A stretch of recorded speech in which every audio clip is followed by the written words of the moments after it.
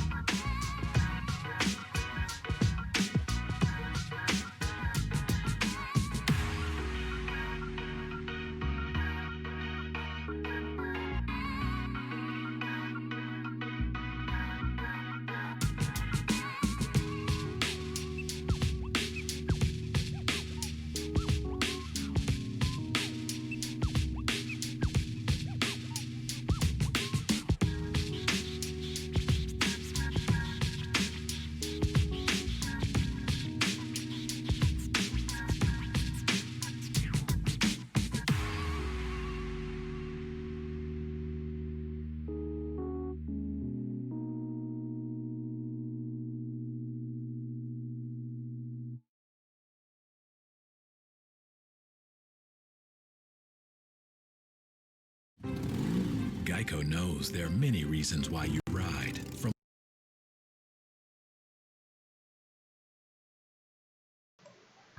Okay, I think things are not on fire. So, hello, welcome to Social Science Sunday, a stream where you get to watch an actual history teacher give you an actual history lesson. So I mentioned last Sunday that I had previously been unemployed. I am now employed. I have now semi-officially started my job. What I mean by that is that I started going into the school on Wednesday.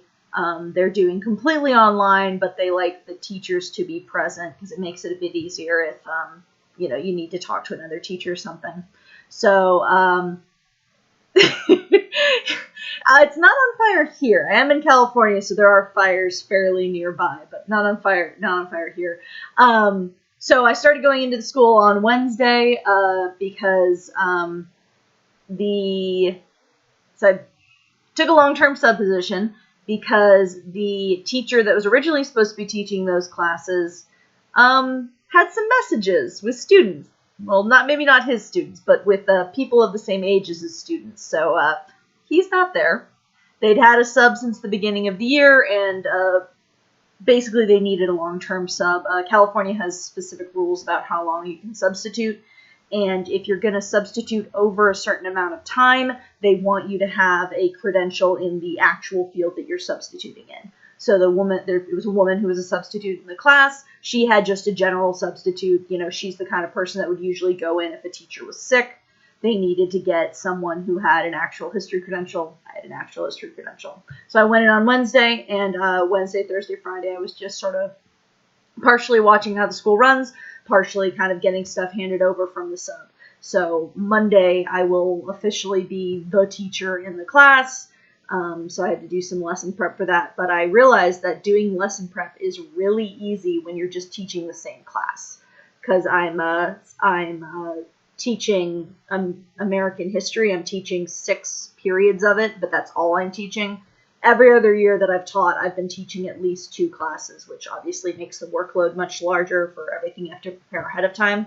The other nice thing with this school is they do a block schedule. So I see half of the kids Monday, half the kids Tuesday. I see all of them Wednesday for a shorter amount of time, and then half Thursday, half Friday. So effectively, I just need to do 3 lessons for the week, which, even though they're longer lessons, is really easy. So, yeah. So it's one of those, it's like, yay. Hopefully everything will be, a little bit easier. Block schedules are very nice for specifically the teachers, especially this block schedule. There are some block schedules out there that are a nightmare. For example, I would not want to teach under the block schedule that my high school had. Because my high school, there were 6 periods, but you only had 5 a day. So every day you didn't have 1 period. In addition, and it was rolling. So like you'd have 1 to 5 one day, and then 6 and 1 to 4, or 1 to 3, you get what I'm saying. So you had a rolling schedule where you always didn't have 1 day. That's complicated enough.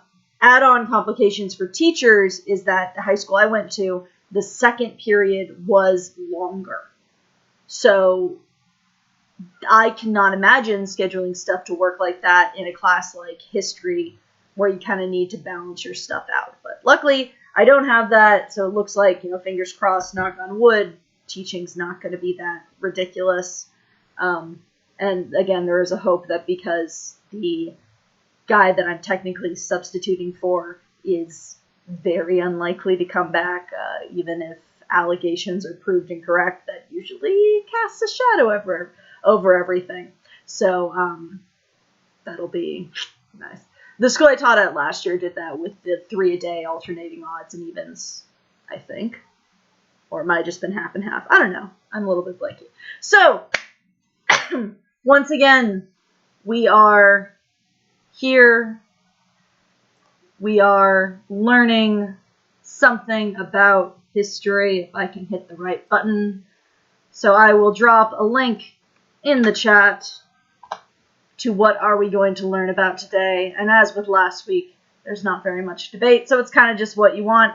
I did add one new thing in, which was a French lesson. I am not a French teacher. I went to France for, I went to France for an exchange program in 6th grade. The reason that I have French lessons under my repertoire is that the school I taught at last year had a special January term where they would do like little more for fun classes.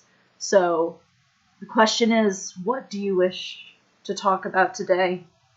As I give some time. Oh, I thought so. You came out from under the bed. Do you want to say hi? I can provide cats. My cat Mythos, who has gotten better about not spending all of his time under the bed, but still is spending an awful lot of time under the bed. Most recently because he was angry at me. So it looks like we're going to be learning about the Berlin Wall. That is an excellent thing to learn about. I added that to the repertoire last week because I was annoyed, as always, with how people use the Berlin Wall as metaphor. I don't know if that's the correct word for Trump's Mexico wall. And it's not a good comparison. So 1 second while I get that caught up. Yeah, currently Mythos, the cat, is angry at me because my stepmother and father are out of town, so I am cat sitting. I'm living in their kind of guest house, and they have 2 cats that are in the main house that I am looking after. So he's a little bit annoyed that I've been spending a little bit more time over there because those 2 cats are a little morose about the fact that they've been used to having, 2 humans home because both my dad and stepmom were working from home. Come on, computer. Just Google Drive, for some reason, which is what I use for the slides, has been very slow. So, this lesson that I'm about to present is kind of a combination of, I took a few different lessons and sort of smooshed them together to make more of a coherent narrative. But there we go. That's set up. And that's set up.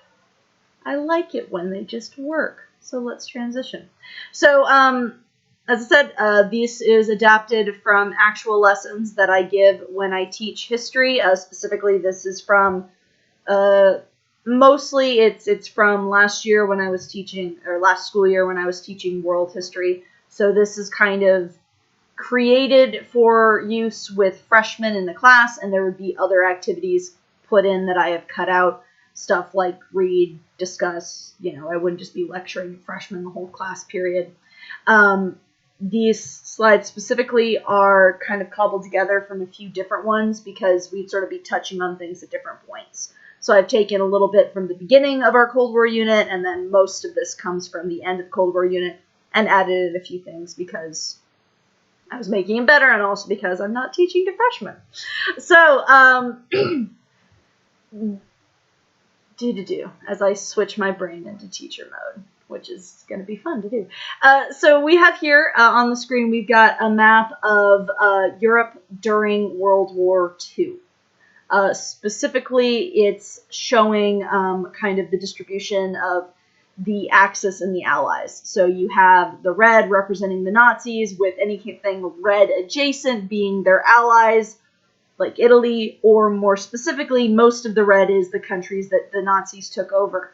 Then you have, England, obviously, Soviet Union, and you have various neutral countries that are sort of neutral but not. For example, you'll notice, France is split in 2 between red and green. The red is directly occupied by the Nazis, so there's Nazi soldiers all over. The green part of France is the Vichy government, which is pretty much going along with the Nazis.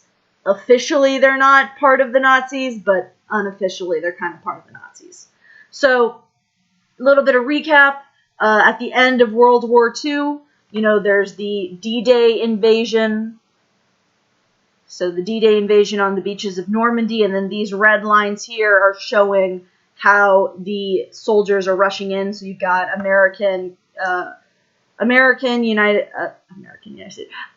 English, Canadian, Australian, few other forces that are landing on the beaches of Normandy and spreading out. you also at the same time have the Soviet Union starting to push in, and they're just squishing the Nazis between them till really quickly you can see there's still some blue, but this is kind of representing at the end of the war there were places where the Nazis were that basically the Allies kind of didn't bother because they're trying to, cut off the beast at its source and go into Berlin. So fall of Berlin, fall of Berlin, end of World War II in Europe. World War II will go on longer in the Pacific because the Japanese don't surrender. We end up dropping bombs on them, etc., etc.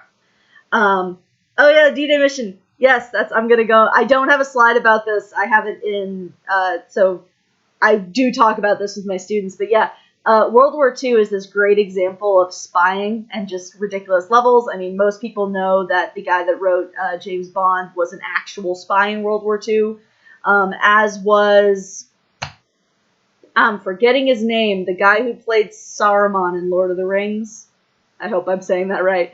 But so, lots of actual spying going on. One of the really cool things is, going back a slide, when this was the state of Europe, the Allies, so America, England, Soviet Union, etc., the non-Nazis, knew that they needed to have an invasion. They knew that they needed to land and to go and fight, actually on the land.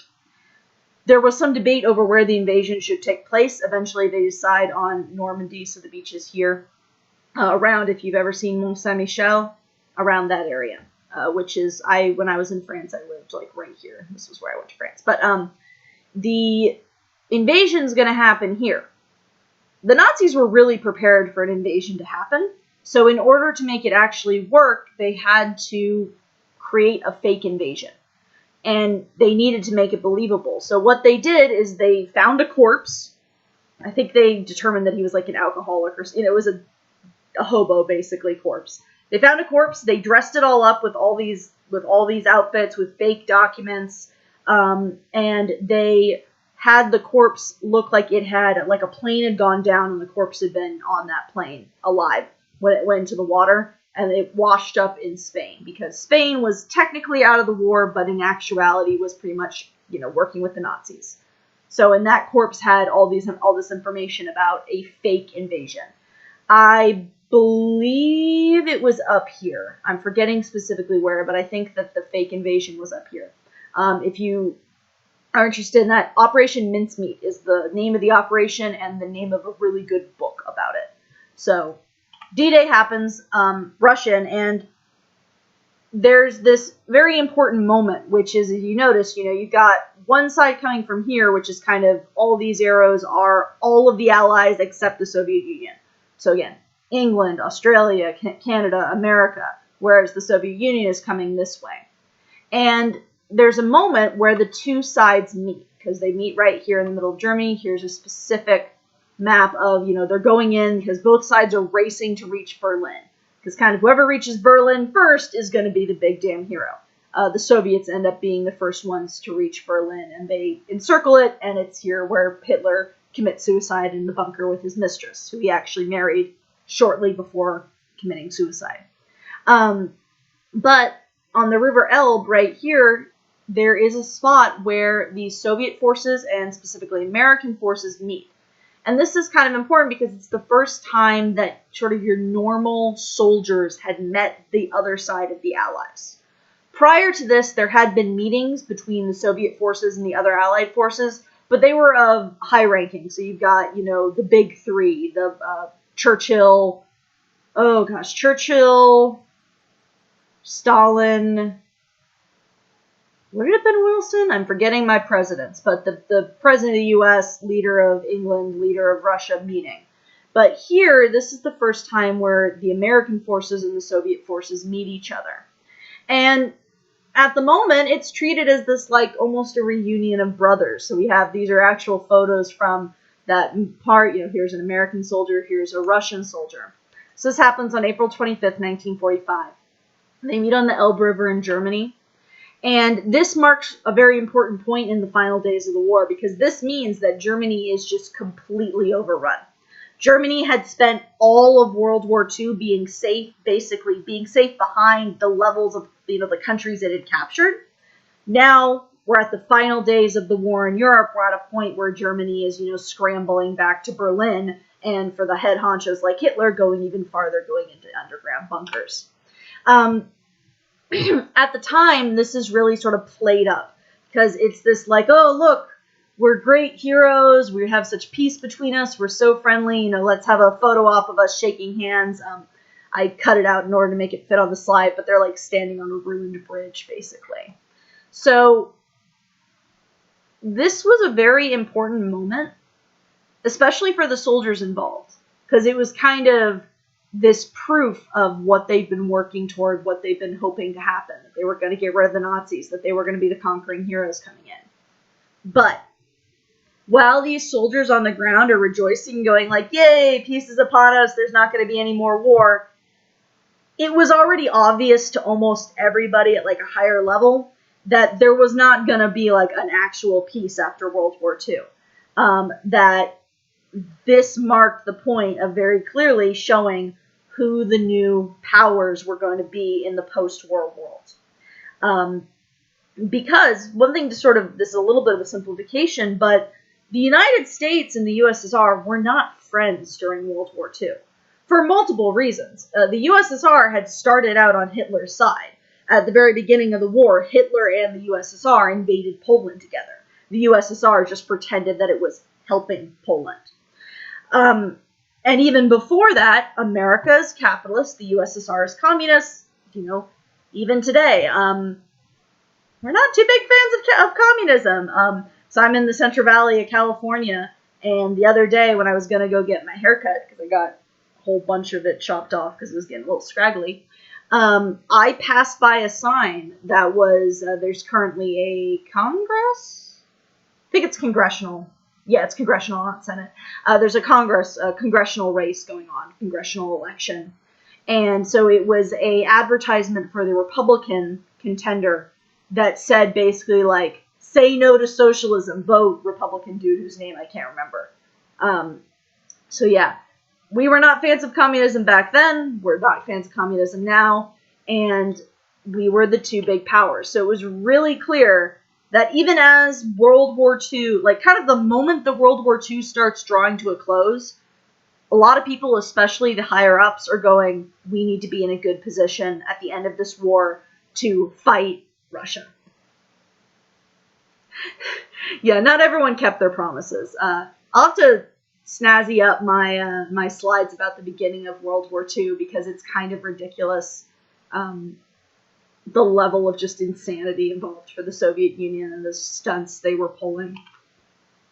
So this is an example of these slides are meant for high schoolers because, if I say something like Russia and the US were not friends, weren't going to work together, you can probably come up with reasons why. But for high schoolers, it's helpful to be able to go, okay, here are the reasons why. So one reason, the US and the USSR's economic and political systems are incompatible. They just cannot work together. So to compare, USSR is communist. The state controls all property.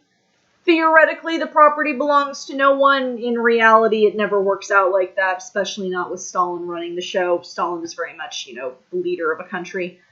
For a country that's not supposed to have, socioeconomic levels, there were socioeconomic levels. And the USA is, of course, capitalist, so private citizens control property and economic activity. When you come to the terms of their government, the USSR is a totalitarian government. A totalitarian government wants total control over their people. No opposing parties are allowed to exist. So in Russia, if you were not a member of the Soviet Party, you could not run for election. You couldn't do anything. You were an enemy of the state if you were not a member of the Communist Party. Whereas in the United States, at least in theory, we are a democracy where the people elect the president and Congress. Insert big asterisks about, electoral college and all that horrible, electoral college needs to get dismantled. It's horrible and it's ridiculous and it leads to so many more horrible things. But, there's Communist Party in the U.S. There's, Democrats or Republicans, which get all the spotlight, but there's a bunch of other small little parties, There's the guy that was a meme from multiple years ago of I think he was running for president. He might have just been running for governor in New York. That he was a member of the Rent is Too Damn High party. So you can't, that's not going to be compatible. Another big reason is history. The past influences the present. That's why I'm a history teacher. And history had a whole lot to say about why the USSR and the USA were not going to be friends after World War II. Basically, the whole thing really kind of hinges on, for the USSR, the fact that the United States had not recognized them. So the USSR had been formed in the aftermath of the overthrow of the Romanovs at sort of the end of World War I. Russia left World War I early because they were having problems at home. And eventually they get to a point where the communists are like, hey, we are in control. We are calling ourselves the USSR. Please recognize us. And the United States didn't. It took 16 years for the United States to go, yeah, that's a country. We just kind of ignored them for a long time. And the United States had, in non-official ways, so like kind of through back channels, the United States had supported the pushback against the communists.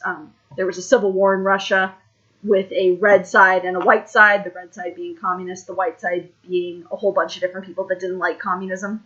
And the United States had helped to support the white side. On the United States' side, one of the big history reasons is that, again, as I mentioned earlier, the USSR had been friendly with Russia. The USSR had been friendly with Germany. I can talk. They had signed a non-aggression pact in 1939. They'd split up Poland. So non-aggression is, I won't punch you, you won't punch me.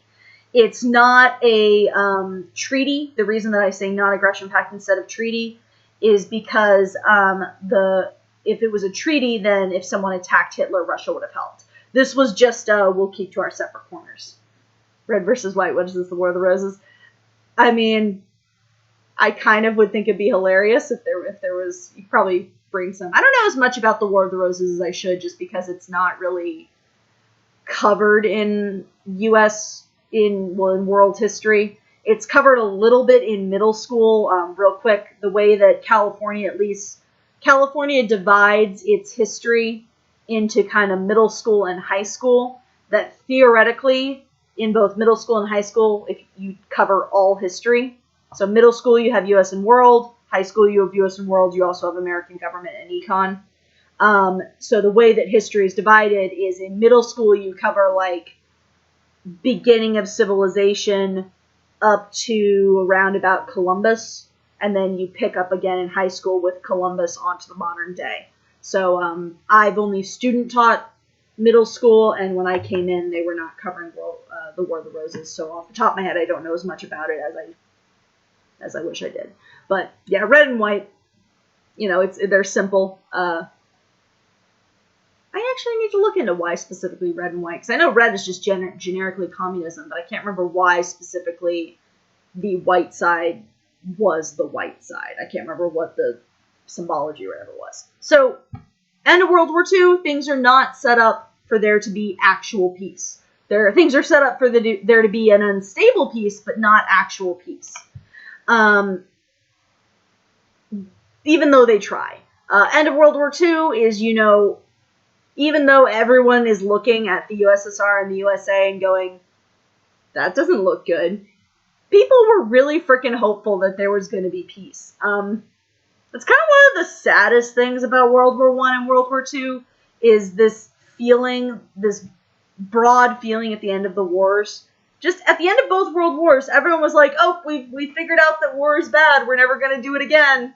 And then we do it again. And, I think World War III is definitely going to happen. I hope it doesn't happen. But I think, history shows us that's probably going to. So everyone's like really hopeful for peace. There's a similar movement that had occurred at the end of World War I. At the end of World War I, we'd had set up the League of Nations, which sucked at their job. So end of World War II, we set up the United Nations, which sucks a bit less at their job, depending on the time period. It'd be hard to suck more at your job than the League of Nations did. But United Nations gets set up.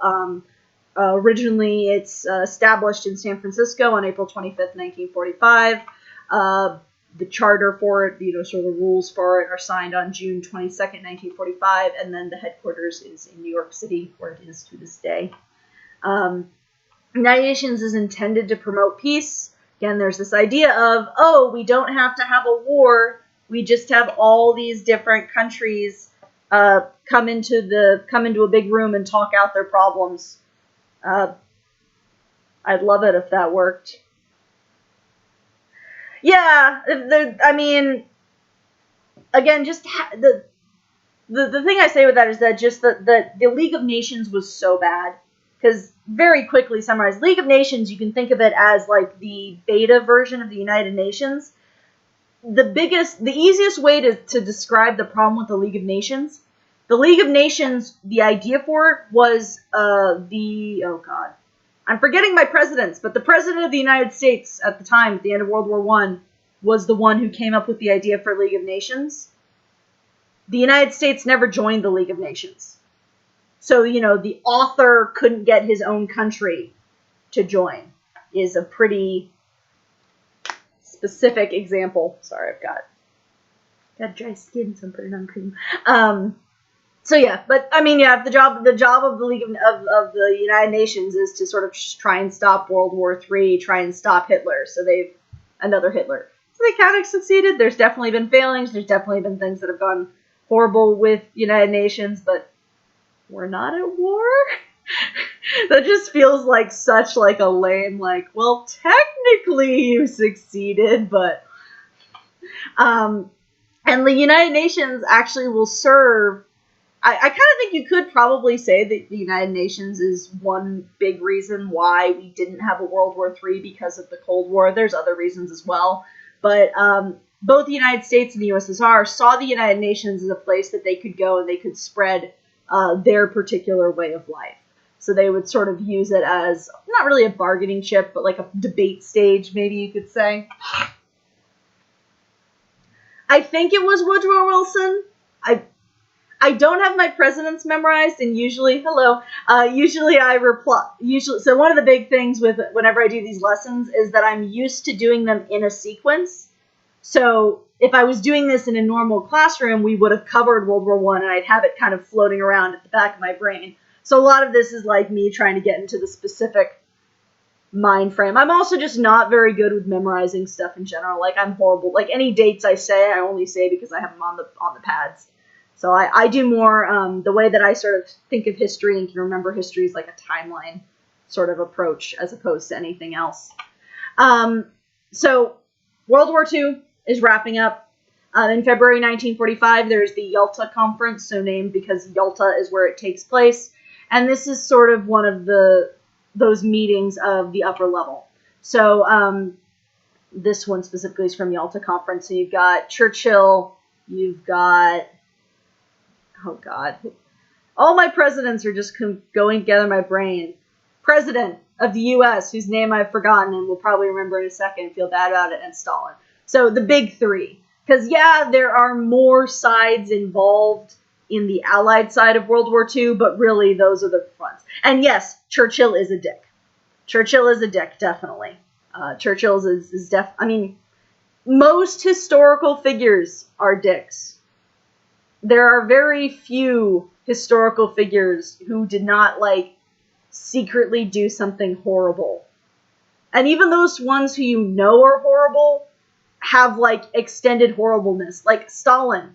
Pretty much everyone knows that Stalin was not a good guy.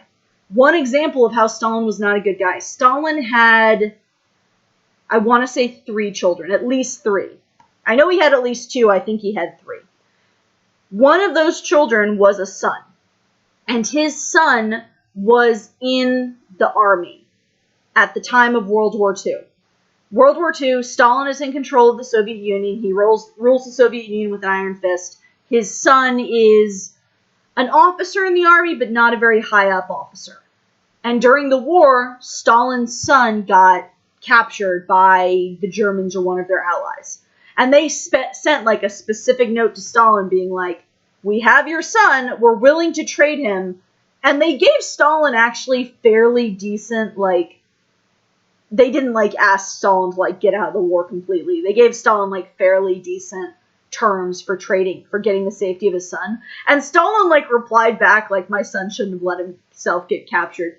Go ahead and kill him. And I can't remember if he actually died or not. But yeah. Yeah, I'd be Wikipediaing this. This was also the thing that usually before I give these lessons in an actual classroom, I, like, Google everything ahead of time to make sure I'm memorizing everything. But I'm running all of this off of my not crappy, but not very good laptop, so I can't really have multiple things up, or else bad stuff might start happening. So, yeah. So, at this conference, this is a conference that is the big topic of this conference is what's going to happen to Europe once we get rid of the Nazis. Because the Nazis had just controlled Europe and messed everything up and, like, destroyed all these governments, so the big question of the Alta conference is, how are we going to get things back to normal or a better version of normal? In this conference, the United States and England insisted that Russia allow free, open elections in Poland and Eastern Europe. So in this context, free, open have a specific meaning. In this context, a free election is one where anyone can take part. So, for example, in the United States, we have free elections. We have, you can run as a member of a political party, Democrat, Republican, Libertarian, Tea Party, whatever. But pretty much every election has a space for a write-in candidate. So, and there's been times where write-in candidates have won. My grandfather, I don't remember what the position was. It was something low-level, like city council or something like that. But my grandfather won a write-in election. So anyone can take part. You can vote for anyone in a free election. It's not an example of like a not free election would be kind of primaries.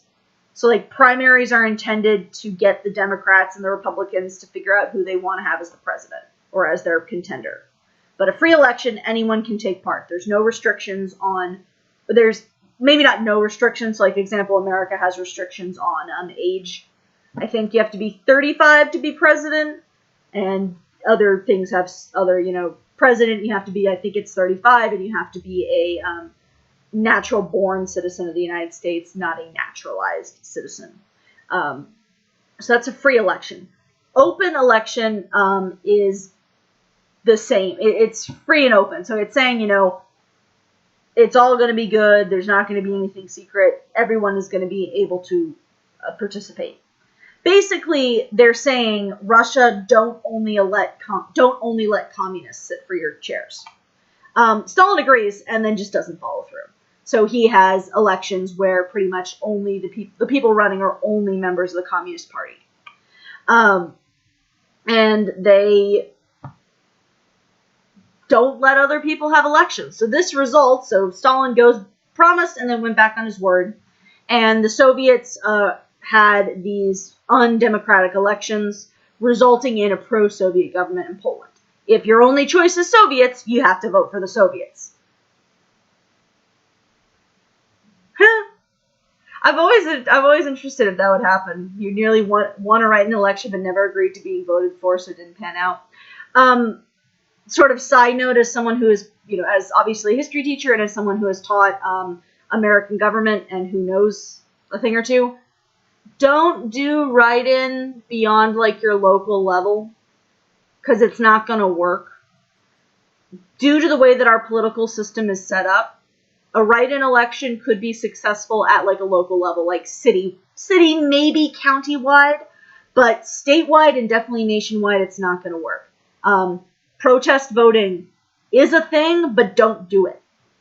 So, specifically, in the election coming up, the presidential election, if you don't like Trump, vote for Biden. Because if you vote for anyone else, you're basically giving your vote to Trump. It's one of those, I believe that my audience knows that already, but just to be completely transparent, the way that American elections are set up, if you're not voting for one of the two main candidates, you are throwing away your vote. Actually, it's worse than that. In a presidential election or any other, so president, Congress, Senate, etc., there is a bit of wiggle room in like sort of Congress level. But for any position in national government, really you have two choices.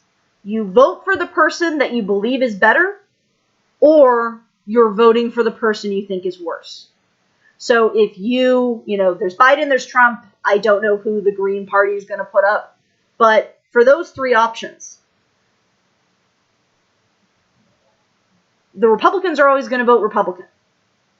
It says something that at a national level, our biggest third party is basically a Democratic offshoot. So it's going to pull votes away from that. But yeah. Again, this is another lesson that I need to dig up and polish off, but basically a lot of the interesting things about the American election system can be explained by the fact that the founding fathers, the guys who fought the Revolutionary War and formed a government out of it, they were all rich white dudes who were educated, and they thought that normal people were stupid. So a lot of the American system is set up to try and stop stupid people from having a say. The problem being that stupid people is most of us. So for example, very quick, down dirty, our national government, you got Congress and the Senate.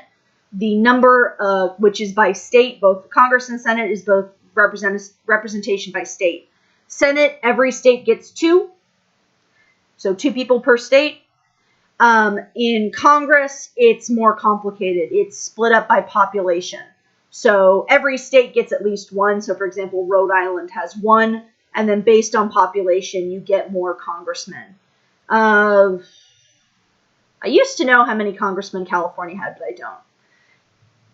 Prior to, I want to say 1960 something, senators were not voted on. They were elected by the governor.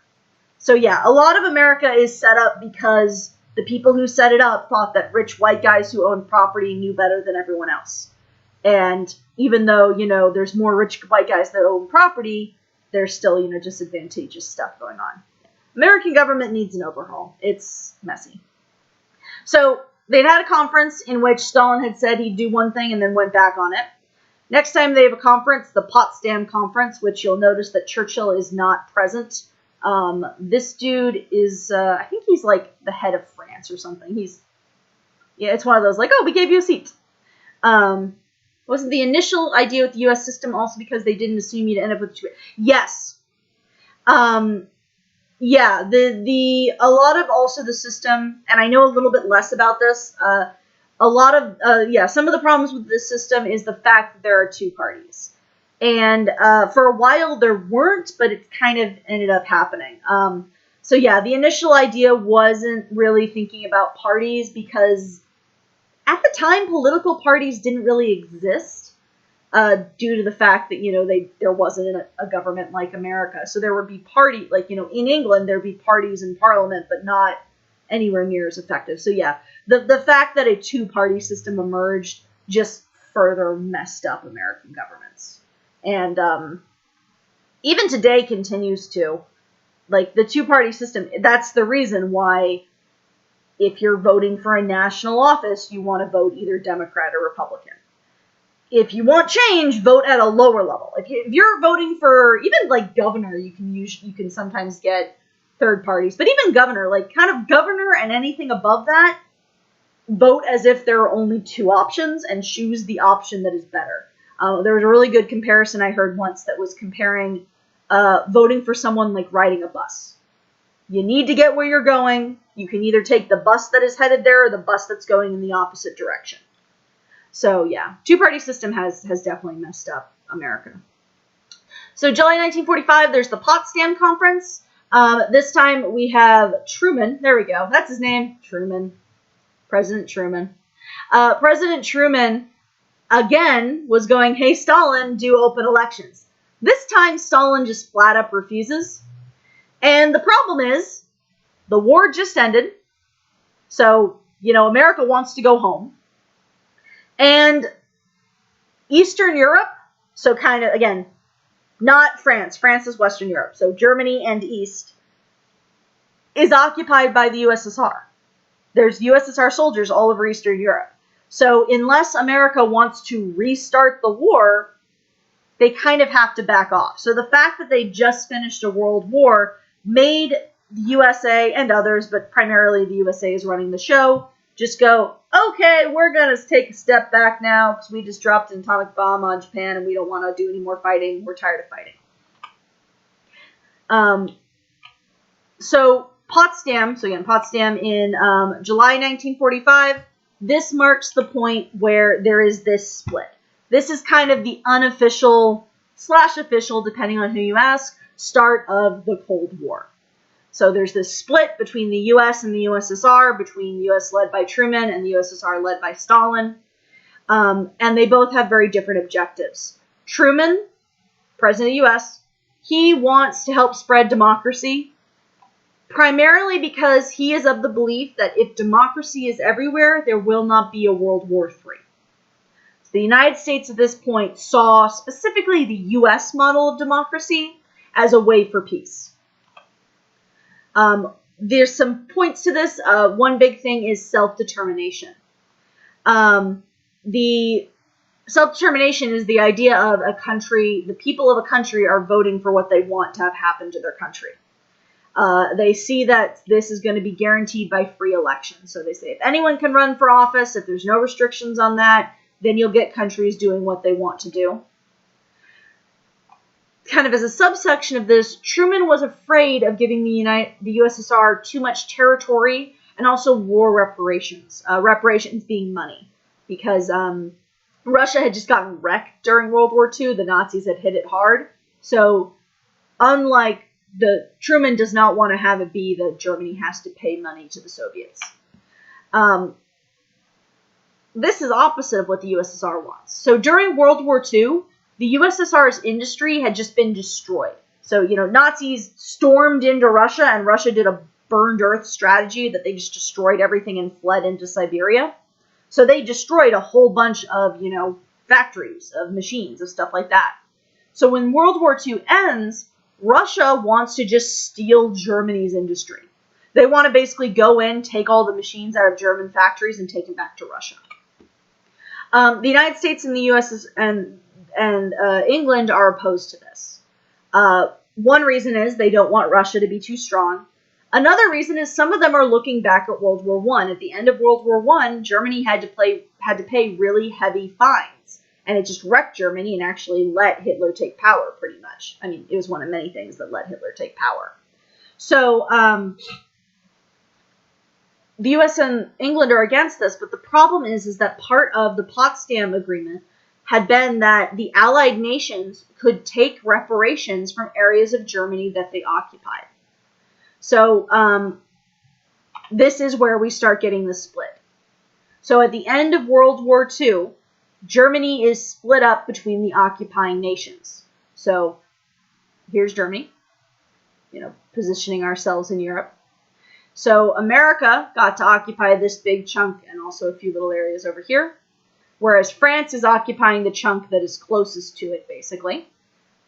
The reason that this is in a lighter color is that I believe that's either Alsace or Lorraine, which Germany had taken from France and now France took back, which they've been squabbling over that area forever. And then England takes this area in green. Now, Russia had occupied the area in red. However, there was a difference, which was this area that Russia occupied was where the capital of Germany was, Berlin. Since Berlin is in the Russian area, and since the other allies don't want Russia to have that much control over Germany, they split up Berlin. So inside the red area of Soviet-occupied Germany is Berlin, the city itself. Here we have a blow up, and you can see again, the city itself is split up into a French sector, a British sector, an American sector, and then East Berlin. So you have what it will eventually be called West Berlin, being the other allies, and East Berlin, being the Soviets, which is inside bigger East Berlin. France had Osaka. Did they get that during the Opium Wars?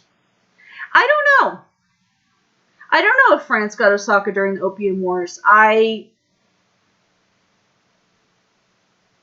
don't think so. Because no, Osaka's Japan, so no, they wouldn't have. Because Opium Wars is China. Opium Wars is China, and Osaka's in Japan. The Opium Wars were against China specifically. Japan was pretty much still self-isolating at that time. It would have...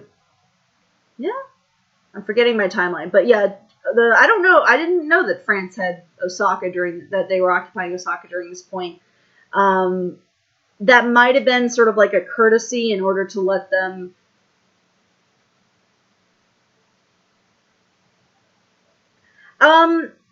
So I don't know off the top of my head. So it's one of those, full disclosure, I do not know as much about the Pacific side of World War II, mostly because this past year I was teaching world history, and the way that high school world divides it up is that when it comes to World War II, you cover Europe during world history, and then you cover the Pacific during American history, since America was more involved in that area. I would be willing to bet that the European presence in Japan, the non-American, because obviously America is going to be the primary occupier because America was the primary participant in the Pacific. I would bet that any European presence was kind of a courtesy, kind of America going, we're not going to be the supreme dictators of the world, we can let you in. There might also have been an element of allowing bases in Japan in order to allow European countries to more easily interact with their colonial possessions. Because even back then, even to this day, there's various extended elements of France and stuff. So I don't know about that. I'll have to look that up at a later point.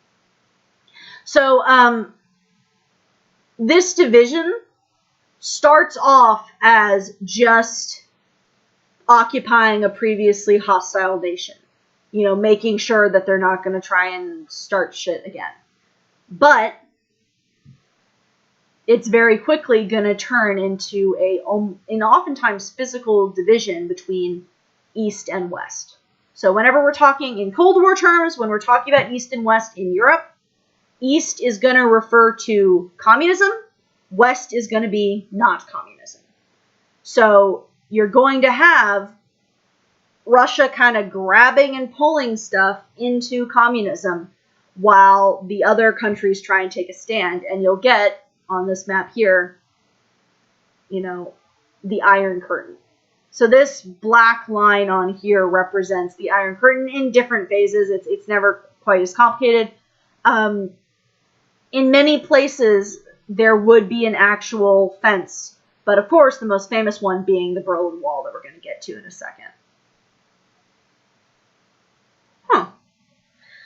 So, I'm mentally reviewing my history. So, okay, mental review of history. Opium War was China, so it wouldn't have been Opium Wars. Then Japan is just closed off, has their country closed, has only a few ports open. But those ports are not under the control of another country. It's just those are the ports that people can come into Japan. And then America comes and, like the classic complete history of Japan, open the country, stop having it be closed. So there's a possibility. I don't know. That's one of those, again, not a perfect memory.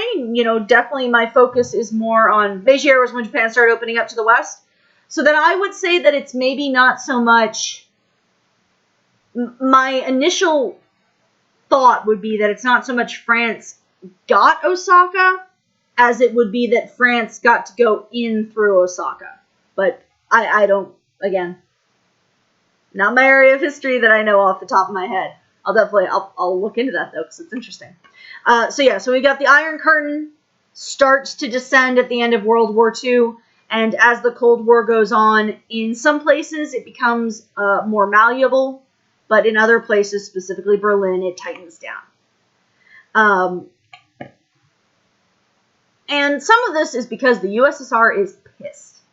The USSR lost more than 20 million people in World War II. We don't know the specific numbers because their record keeping was shit. But compared to everybody else, there was just crazy amounts of death and crazy amounts of damage in the USSR. Because not just the area they claimed after the war, but even this area here, which they claimed before, it just got trampled over by the Nazis.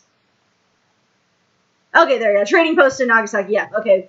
I believe I misunderstood you, because I thought you were talking about specific occupation. Yeah, Japan wasn't really occupied. And get out of here, you.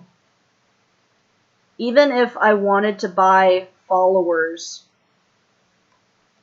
I don't have any money. Targeting the wrong person, bot.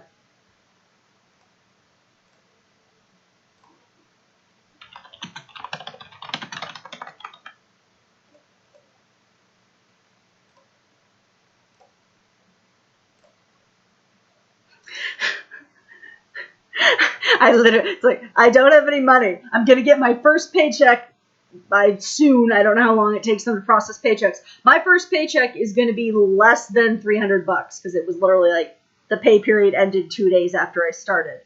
And even then, I'm not going to, because at least for the foreseeable future, I'm a long-term sub, I get like $120 a day until I hit 60 days, and then I start getting $150. And hopefully pretty soon they'll actually hire me as a full-time teacher, because that means I get health insurance, which is very important. I don't currently have it. I'm in the process of getting back on Obamacare. So I cannot talk, but I misunderstood. I was thinking you were talking about occupation. But yeah, you're right. Trading post in Nagasaki that allowed trade between Japan and other Western nations. Initially just the Dutch, later the others. Yeah, health insurance is very good. I wish America had more European. Health insurance is good, even when it's sucky American health insurance that I am bad about taking advantage of, because for a long time I was on the really shit insurance and wasn't making any goddamn money. And teacher insurance, in California at least, is pretty darn good. I just am really bad about using it. So because the USSR had suffered so much damage during World War I, thank you for the follow. So part of that is that it's substitute work. Actual teaching is a little bit better, especially because, quick diversion. This is true in California. It's probably true other places, and some of it may vary a little district to district. But in general, there is a base rate of pay. And that varies district to district. It's negotiated by the union. So there's a basic rate that every teacher gets paid. Then there's a chart. And as you move down the chart, you get more money. As you move over on the chart, you get more money. There are two ways of moving on the chart. Moving over on the chart is done by more education. So in California, you have to have a bachelor's and a teacher's credential to teach. So bachelor's is just regular four-year college. Go through regular four-year college, get your bachelor's. The teacher's credential, you have to go through a special teacher preparation program. Generally, they take about 2 years. If you're really dedicated, you can get it done quicker. But it's add-on. So once you have that bachelor's and that teacher's credential, you can start teaching. But then, for every certain amount of credits that you have, you move over on the scale and get more money. Because I took kind of a weird pathway through getting my teacher's credential, basically it sounds really conceited, but the first place that I was trying to get my teacher's credential, I was too fucking smart for their program.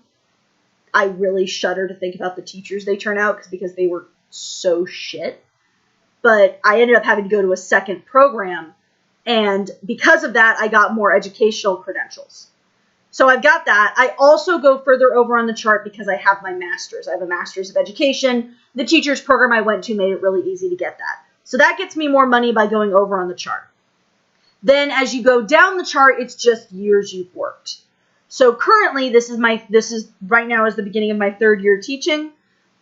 I'm not that far down the chart, but I'm like all the way over in terms of education. And then in addition, the master's degree gets you over on that chart. It also gets you a bonus. So it depends on the district. It's usually about $1,000 a year, but it's kind of nice that it counts for 2. So my kind of rate of pay, trying to remember what it was, over 50,000 a year, not much over 50,000 a year, but over 50,000 a year. And depending on the place where I'm teaching, it could be I could be like getting up to 65,000 this year. A lot of it depends. So yeah, it's nice. It's like, usually like the thing that kills you in California is always rent. So like, for example, my first year teaching, I was just south of Oakland, so near that's San Francisco. San Francisco's on one side of the bay, Oakland is on the interior of the bay, and I was just south of Oakland. The school that I was teaching at, I'm forgetting what my total yearly salary was, but my take-home pay every month was like $3,500 roughly, and $2,000 of that went to rent. So actually sometimes more than that. So it's rent is what kills you. But yeah, I don't know if I could look. I mean, I'm not super squeamish, but I don't think I could look at dead bodies all day. It's hard enough. But yeah. But there are definitely places where it does not pay as well to be a teacher. California is lucky in that we've got pretty good unions, both individual school unions and statewide unions. So there's pretty good health benefits and all that jazz. So back to the book. So because Russia had been so destroyed during World War II, they felt really justified in staying in Eastern Europe and staying in all these countries and making them communist. One big reason for that is they wanted a buffer zone. They did not trust anyone to leave them alone. They were going, what if Germany gets back on its feet and attacks us again? What if any of these other countries attack us? We want to have basically cannon fodder between us and them. So this creates what's called the satellite nations. They are nations which have communist governments either installed, created, or supported, propped up by the USSR. So Albania, Bulgaria, Czechoslovakia, Hungary, Romania, Poland. So yeah, some of those countries did have independent movements for communism, but they sort of get swallowed up. And we did a comparison of Germany after World War II and the USSR after World War II, who's worse off. I'd say it was the USSR for a variety of reasons. So one reason is the during the war damage.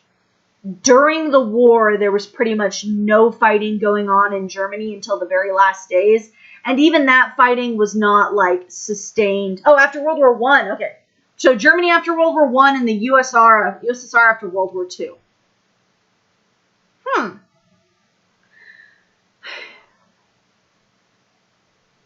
It's an interesting comparison. My sort of immediate reaction is to say that so comparing Germany after the First World War to the USSR after World War II. I think the USSR. So again, one of the reasons being damage. The USSR, so using this map just to be able to point at something. The USSR had a bunch of fighting going on in here, and there had been a lot of sustained sieges, like the siege of Leningrad, the siege of Stalingrad. Like long term, there's Germans outside, they're bombing the shit out of the cities.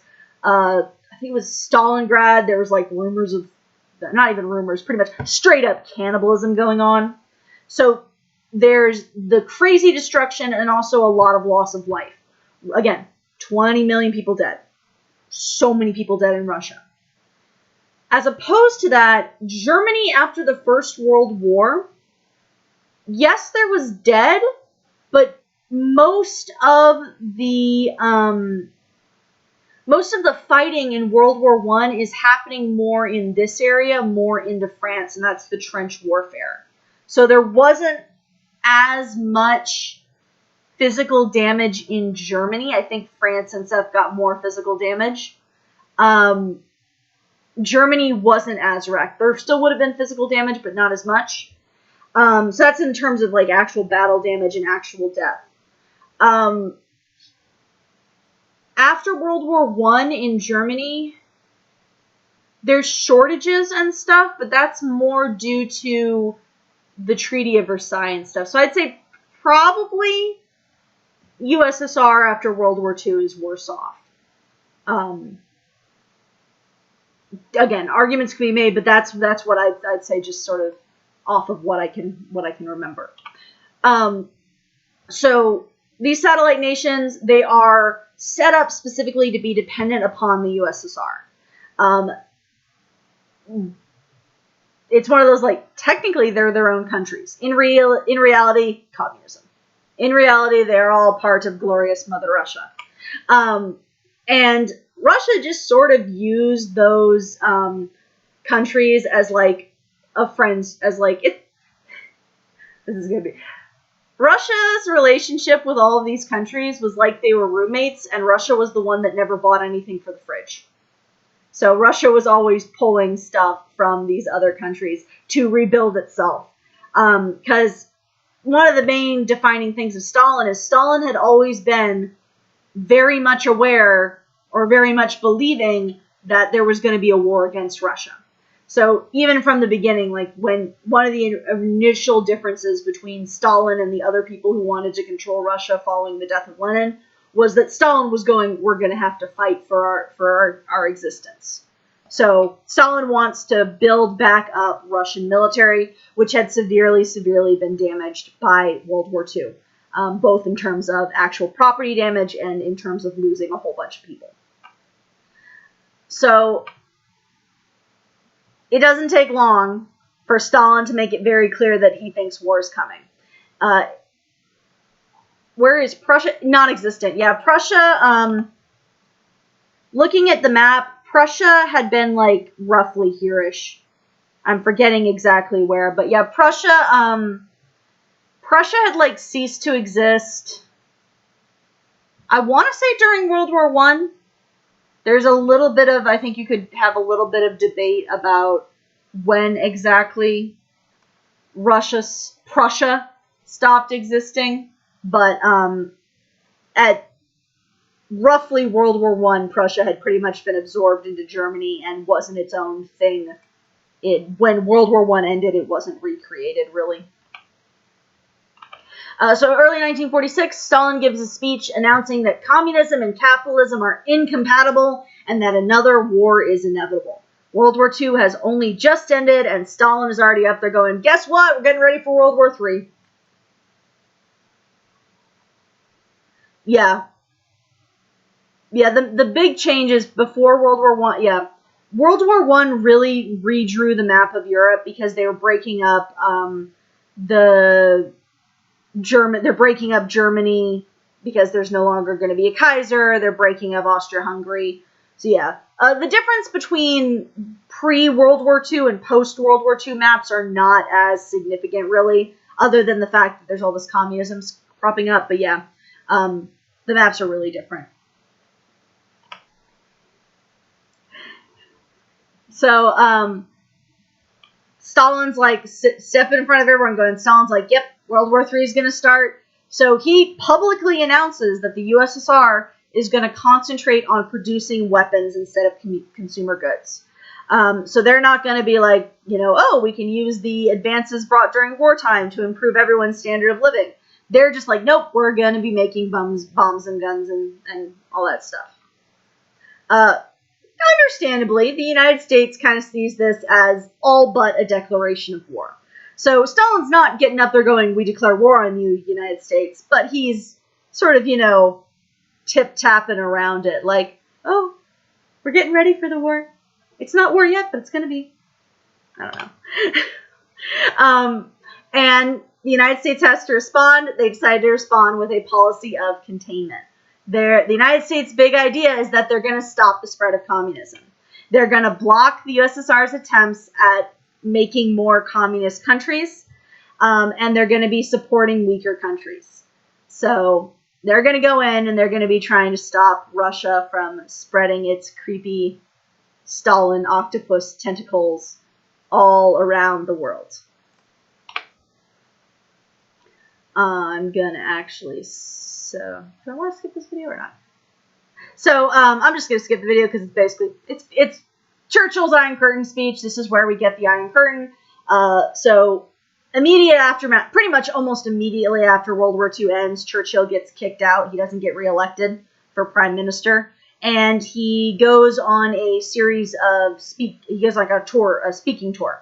And oh God, why have you given me that mental image? Why must you give me that mental image? Oh, that's gonna haunt my dream. That's gonna be my new sleep paralysis demon. So many sleep paralysis demons that I have.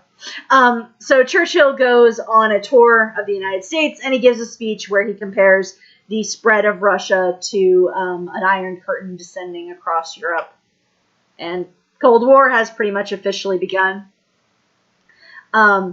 This is a slide that whenever I teach about the Cold War, I have this variation of, some variation of this slide up almost every single day, because it's surprisingly hard to get it into high schoolers' minds of what exactly the Cold War is.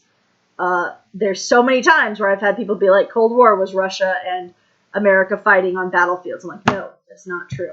So Cold War, state of hostility just short of direct military confrontation that developed between the USSR and the USA after World War II. That's a good one. That's a reference to the slides that I did last week, which... if you're enjoying this in any way, you want to see previous slides that I have done, I'm dropping a link in the chat to a YouTube where I am keeping all of these, all of the live streams. I upload them there after I finish. So that World War I, yes, according to World War I propaganda, if you want to get the ladies, you should be a furry. We covered that in our World War I propaganda lesson that we did last Sunday. So Cold War lasts until the breakup of the USSR in 1991 is kind of the official answer. You could definitely make an argument about that last point about has the Cold War actually ended, has it just changed, etc., etc. And again, as I said, a lot of this is for high schoolers that I'm just trying to get the idea into their heads, that you have to tell them something many, many, many times. So Cold War is not sort of considered a real war because there is not a point where the United States and Russia are on a battlefield fighting each other directly. They'll fight through other people, so Korea, Vietnam, etc., but they are not full-out Russia versus U.S. fighting each other. One of the big reasons, of course, being that if they did fight each other, they had all these bombs that would have just ended the entire world. So, I'm actually going to skip forward a little because some of this is stuff that's not why you came here, but I'll summarize. Immediate aftermath of World War II, Stalin starts looking for where he can plant more communism flags. Trying to get to the Berlin Wall already. Greece and Turkey, that there's a whole, this is kind of the first part where people fight. America decides that if you're anti-communism, you're a friend of theirs. This leads to a whole bunch of horrible shit. So much horrible things, because this is basically America going, the enemy of my enemy is my friend. When in reality, sometimes the enemy of your enemy is a dick that you shouldn't trust farther than you can throw them. So yeah, supporting anyone who's against communism, no matter what bad things happening. America steps in to help Europe because Europe's in a bad state of things. They give a lot of money. Again, skipping over this because this was voted on for the Berlin Wall, so I want to get to the Berlin Wall. So...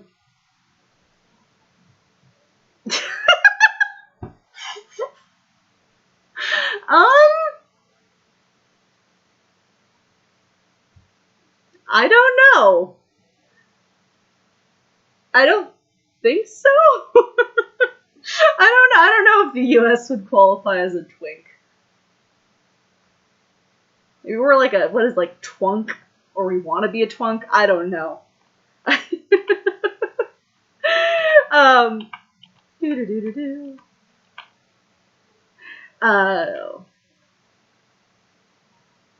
Okay, sorry. I was like figuring out how far forward I needed to skip. So, with this setup, at the beginning of the Cold War, Germany is not as divided as it would become. There's no Berlin Wall at this point. Berlin Wall does not exist. there's not really a distinction. It's just like in the middle of the street is where it goes from French to the East Berlin section. However, Russia would really like to just get control of Germany. Russia wants, imagine your student. That's actually kind of helpful because now if that happens in the future, I'll be prepared. But students have said some really, most of the crazy things my students say are either like sports jokes that I don't get because I'm not a sports person, or they're not actually like connected to what we're learning. Like, there was my first year teaching, I remember my students got into a huge big argument over the question, is water wet? And I ended up stopping the argument because I said, so they were like, they're divided between is water wet. And what I said was, okay, if something is wet, it can get other things wet. If you have a damp, a wet towel, and you put it on another towel, that other towel is going to become wet. So, if you get an ice cube from the fridge, pull it straight out of the fridge, it's not wet. It's just, ice. If you put that ice cube in water and take it out, the ice cube is wet. Therefore, water is wet. Or something like that. And apparently blew all their minds. But yeah, most of the times those students say weird stuff. It's not actually, like, connected in any way to what we're talking about. So, things start to change in Germany when the Western occupied zones combine. So instead of England, America, France, Germany, it's now this chunk of Germany versus this chunk, pretty much. So Germany is just split into East, which is the Soviets, and West, which is capitalism, with Berlin still being divided, but again, it's just West Berlin and East Berlin. This kind of pisses off. They like stupid semantic arguments. That's anything, if they can just argue about it forever without doing their work. Stuff students like. So the USSR looks at this and sort of is like, we just want to take control of Germany, get out. And the way that the USSR decides to retaliate for this part of Germany being allowed to combine is that they hold West Berlin hostage. Because West Berlin is completely surrounded by East Germany. So this is the Berlin blockade, which is kind of the start of that division that's going to occur. The USSR cut off all highway, water, and rail traffic into West Berlin. So no supplies could get in, which left 2.1 million inhabitants with only 5 weeks of food and fuel, because all that was coming in via the road, and they closed off the road. The reason Stalin is doing this is that he wants Western nations to either give up on the idea of reunifying Germany or to just get out of Berlin. So either way, he wins. If Germany is no longer reunified, it's not going to be a strong country. If they get out of Berlin, he has Berlin all for himself. He can sort of make East Germany its own country. Instead, the United States and the UK get creative and they start flying in supplies via the Berlin airlift. And this is kind of the moment where it's shown that the Cold War is a lot of the Cold War is going to be fought through propaganda.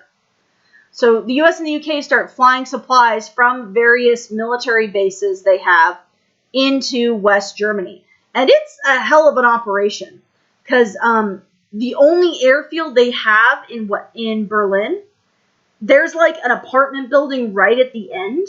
So it's like you have to go super steep in order to get out, and you have to go super steep in order to land.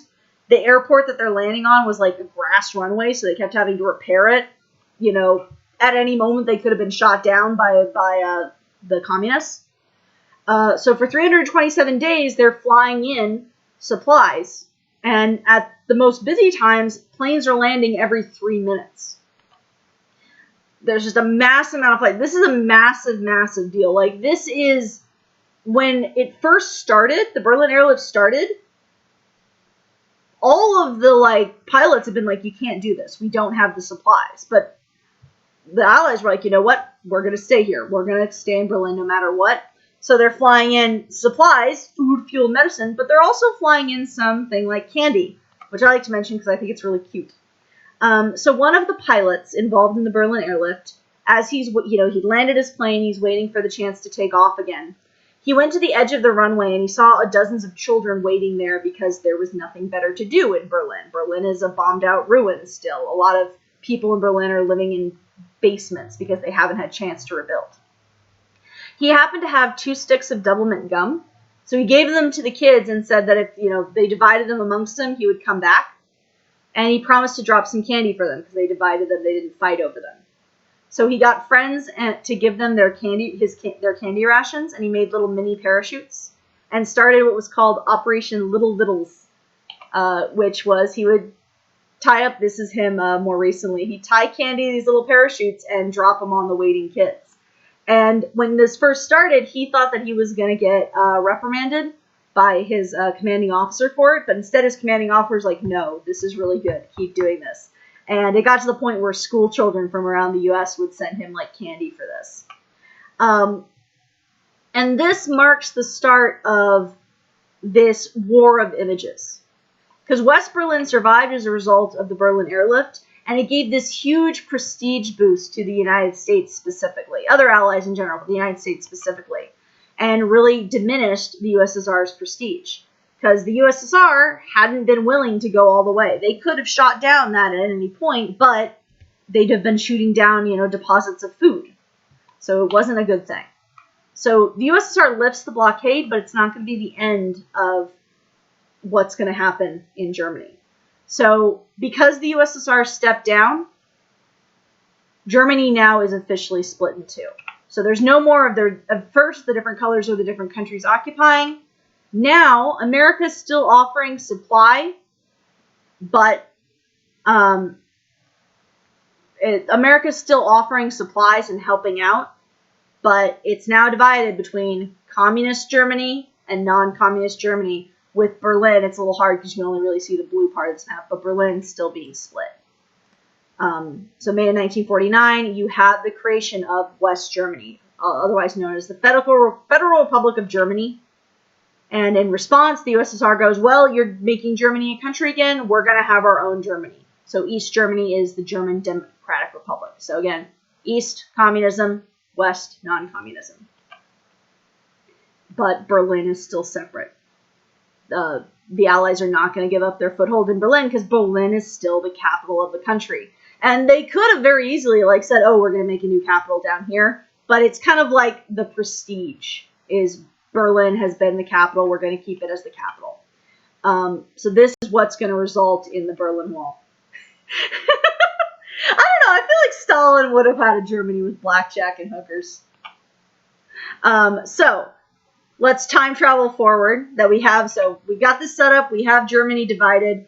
But the Berlin Wall does not go up immediately. We have to time travel a little bit. So let's hop in the TARDIS and go forward to when we land. So moving forward, as we just jumped, it was 1949. We jumped forward to 1960. So for 11 years, things are just kind of happening. For 11 years, this is what the division looks like. So you're entering, I think that's, yeah, so it's French. It says you're entering into the French section. So there was still a little bit of French, etc. But you can see there's not a wall. There's a checkpoint, but there's not any kind of wall between East and West Berlin. This is going to change because West Berlin makes East Berlin look bad. Because West Berlin is getting all of the supplies, all of this aid from non-communism rest of the world. And so the living standard in West Berlin is pretty decent. Not so much in East Berlin. The living situation isn't horrible, but it's not as good as it is under capitalism. And there's definitely efforts made in Berlin to try and make capitalism look as appealing as possible. So by 1960, almost 3 million East Germans had fled to the West.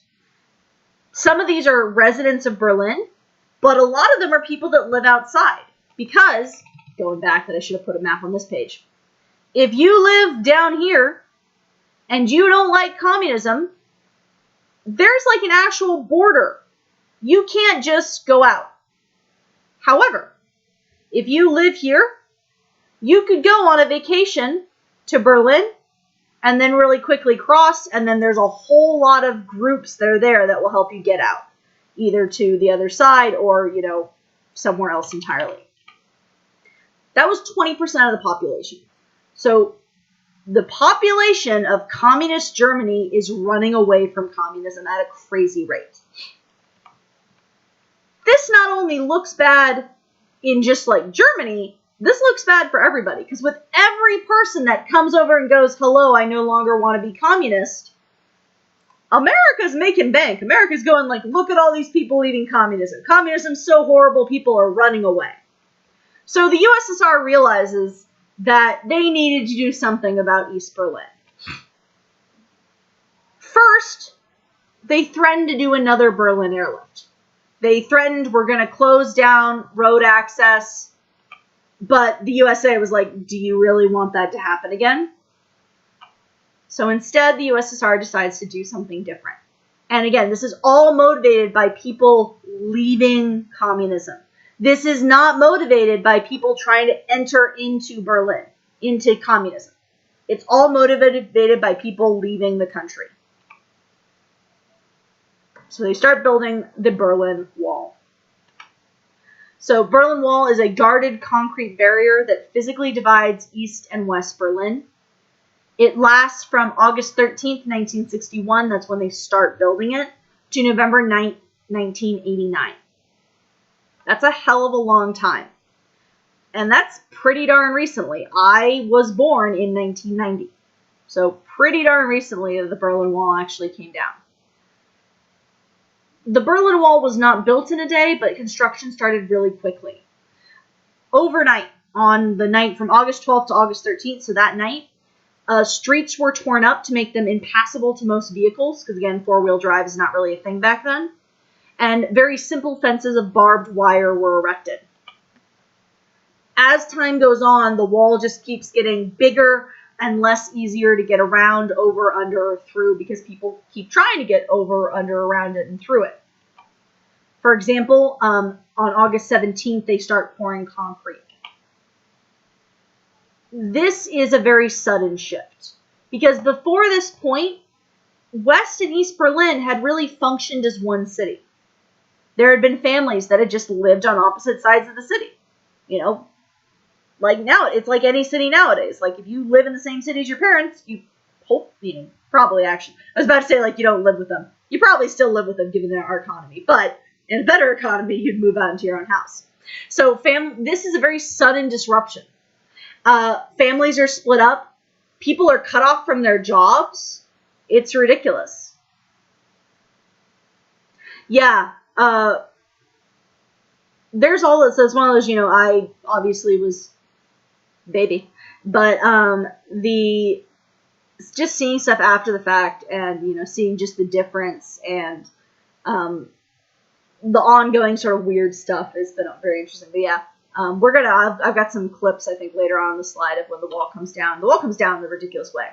So, the layout of the Berlin Wall varied a little bit depending on what time, because again, it was made better over time, and where exactly you were. But this is our specific, this is kind of in general what the wall setup was. So you've got West and East. So again, East Berlin, communism. The entire Berlin Wall, they're not concerned with people going this way. They're not concerned with people going from the capitalist West to the communist East. They're concerned with people going from East to West. So if you're approaching the Berlin Wall, you've got just, first of all, fence. Just straight up fence to stop you. You get over that. This is a contact fence with alarm signal. So like barbed wire or something else that if you touch it, it's going to send off a signal. There are tank barriers, which would also do a good job of just stopping any other kind of normal car, so you can't just bust your car through it. You've got a very wide space that's illuminated all night, so it's hard to sneak across it because it's illuminated. And also there are guard towers. There's also guards that are patrolling, both on foot, guards with dogs, guards in like tanks and trucks and stuff. There is anti-vehicle, so it's a trench that's in. I can't do it. My hands are not letting me. It's a trench like that, so if you drive in, your car gets stuck, you can't get over. Again, all-wheel drive vehicles are not really a thing at this point. And then last but not least, there is another wall facing west. So if you were just trying to get across the Berlin Wall, like, straight forward, you had to get hella lucky because all these guards had orders to shoot to kill. So here we have an image from the time of, I'm going to bet, I cannot remember for certain, but I'm going to bet that this is the capitalism side because of the fact that that there's a parking lot and everything right near it. So you can see, so here's like again, there's differences. It may be hard to see because of the angle, but we've got this center pathway that those would be illuminated. You've got anti-tank stuff, and you've got all these fairly significant swath of land that's been devoted to stopping people from getting through. Again, here's another view of the outer wall. So this would be, we're on the side of capitalism here because, again, you wouldn't really be able to get up close to this wall if not. And this kind of very distinctive design, I guess you could say. Also, the fact that the lights are like this lead me to believe that. So it's, again, one of those I could be wrong, but this is, I forgot to write. When I originally made these slides, I forgot to write down, like, this is a picture taken from the west. This is a picture taken from the east. Yeah, you can definitely, I don't think I have any good images of modern-day Berlin. I keep meaning to get some good images of modern-day Berlin to show, but that's what I've definitely seen stuff like that you can tell. And not just in the areas where they've kind of preserved part of the wall for historical reasons. I'm right on both counts. Yay! I like being right. That's one of the nice things about being a teacher of high schoolers is when you're wrong, it's very hard for people to tell. So there's a whole lot of escapes. I just recently found this one that I think this is fascinating. This is news footage from the time. Berlin in der Nähe des Reichstages. Die Grenze zwischen Ost und West scharf bewacht. Doch hier das So here we've got some people swimming for their lives, and apparently just a foreign tourist happened to capture these images. Die 4 DDR-Flüchtlinge, 3 Männer und eine Frau, waren zunächst unbemerkt über Dächer und Zäune bis an den. So there were definitely areas where it was a bit easier to get out of Berlin because people were thinking, oh, they're not going to try. So, for example, here you have a part where apparently on the communist side of the river, there's not as much stuff. There's not as many fences, etc. But you would have them; they're still being patrolled. And this is one of those images that, to us, it looked, to be honest, it looks a little comical. I think, the old footage, and it just looks a little bit comical. But the fact still is that these are people that are getting out of Berlin with literally, they've got nothing but the clothing on their backs. Die 3 jungen Männer haben das Westufer erreicht. Nur der flüchtenden Frau fehlt kurz vor dem Ziel die Kraft, sich an der Ufermauer hochzuziehen. Später berichtete sie: Ich habe gedacht, der kann doch nicht einfach schießen, weil er eben gesagt hat, er schießt. Er hat die ja richtig angeladen und gesagt, ich soll rauskommen, aber ich wusste ja nur, wenn ich jetzt aufs Boot zurückgehe, ist aus, denn schaffe ich es überhaupt nicht. Also bin ich im Wasser geblieben, habe gewartet, erstmal abgewartet.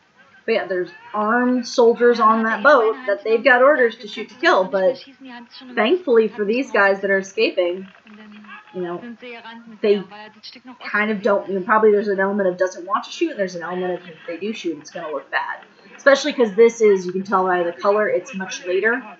I couldn't find it. I know I've seen it before, but I couldn't find it when I was looking for these slides, that there are multiple very famous instances of people dying trying to get over the Berlin Wall.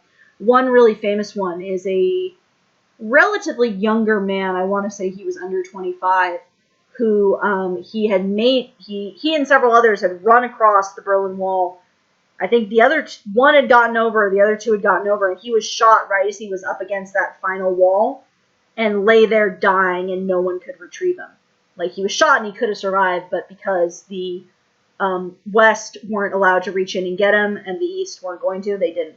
Yeah, I've seen footage of him lying there, but I just, for whatever reason, I couldn't find it I found this footage when I was trying to find that.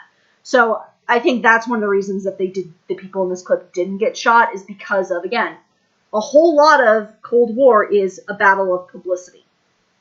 That communism and capitalism are fighting for which is the better ism, and a whole lot of that's involved. So things are not changing. There's underground roads. There was all sorts of ways that people got out of Berlin. Berlin was still a very popular area for people to escape from communism. Not just people living in communist Germany, people living in all of communism.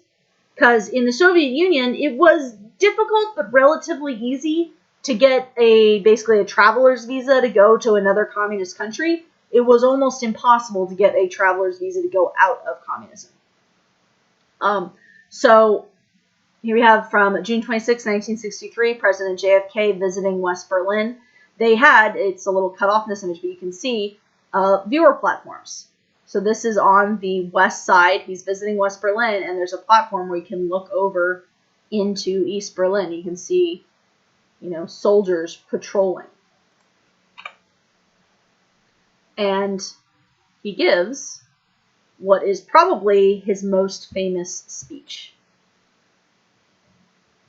There are many people in the world who really don't understand, or say they don't. The volume was very low. And obviously, so this speech, they've put the, unless you leave Harvey Oswald, and they didn't even want you, As I went over my JFK assassination conspiracy, Lee Harvey Oswald was like he just wanted to be famous, he wanted to be popular. So, Ich bin ein Berliner, one of JFK's more well-known speeches, and the beginning of it is set to images of people actually escaping over the Berlin Wall. Come on, play. There are many people in the world who really don't understand, or say they don't, what is the great issue between the free world and the communist world. Let them come to Berlin.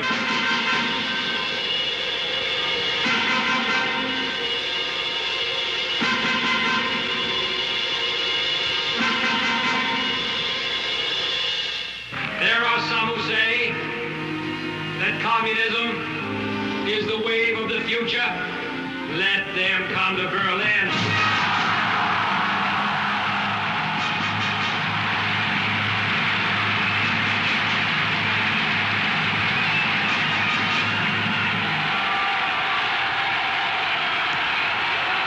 And he's giving this speech right near the Berlin Wall, so people on the other side couldn't definitely hear.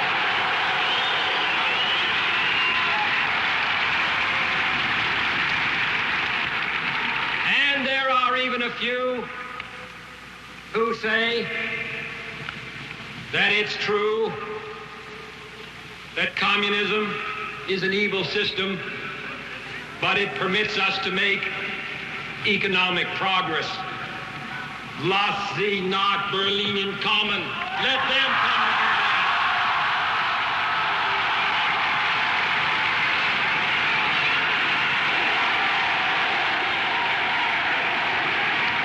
Berlin. All free men, wherever they may live, are citizens of Berlin. And therefore, as a free man, I take pride in the words, Ich bin ein Berliner. So, a very famous speech, of course, ending with Ich bin ein Berliner. I am a person from Berlin. I'm a Berliner. So, Berlin becomes this symbol of the world. It becomes it becomes this symbol of what it is. And as a fact, so I like to talk about this because Ich bin ein Berliner is supposed to mean I am a Berliner. I'm a person from Berlin, like I'm American. The problem is And this is a good example of, it's partially what you say and partially how you say it. Because Ich bin ein Berliner isn't a good translation. This is, he went to the Google Translate of the day in order to get his speech. From what I've been told, I do not speak German. I tried, but I'm bad at it. The ein shouldn't be there. So with the ein in it, it means I am a jelly donut. Specifically a Berliner, which is that kind of jelly donut, which looks so damn tasty, and I want to try one. But yeah, Ich bin ein Berliner. I've heard some people say that it's not actually true, but I love this story enough, and it always gets a laugh out of the kids. But again, this idea of the people of Berlin, that this city divided not by anything sort of natural, but divided in a way that is very obvious. I mean, I think even if you're a fan of communism, even if you are a modern day communist, which you can definitely be, there's definitely good reasons to be that. Berlin is a good example of how the USSR was like doing kind of bad communism. Because there's no way that wall makes people look good. So, but things don't change. Ich bin ein Berliner, getting back in the TARDIS, going forward again. And going forward to 1982. 1982 marks a change in the leadership of the Soviet Union. We sort of skipped over others, but let's see if I can remember how to pronounce it. Brezhnev, who had been the leader of the USSR, dies and is replaced by Mikhail Gorbachev, who you can recognize because of his birthmark on his head. It is very easy to see it in political cartoons and stuff like that. So there's a changeover. And any time, especially in a country like anytime in any country, when there's a change in national government, it usually signifies a change in multiple things. Especially in a country like the USSR, where the USSR had been so shaped by the leadership of first Lenin and then Stalin, that there's a lot sort of riding on the leader of the country. So after coming into power, the USSR is not in the best state. For many different reasons. One big reason being that the USSR and America are involved in a nuclear arms race. Under capitalism, America kind of is a little bit better set up to handle that arms race than the USSR is. So the USSR is not in a good place. In 1985, Gorbachev announces a new policy, Glasnost. And again, mangling all my pronunciations because I'm an American, and the one foreign language I speak is French, so I tend to try and pronounce things in kind of a weird mix of French and English. So this is a policy which is going to encourage USSR citizens to discuss ways to change their society. And this is huge, because pretty much, for most of the history of the USSR, if you went, hey, this is a problem, here's how I think we should fix it, you would be dead. Or shipped off to, Siberia, or something similar. So this is, the USSR's government is going, please tell us how we should change things.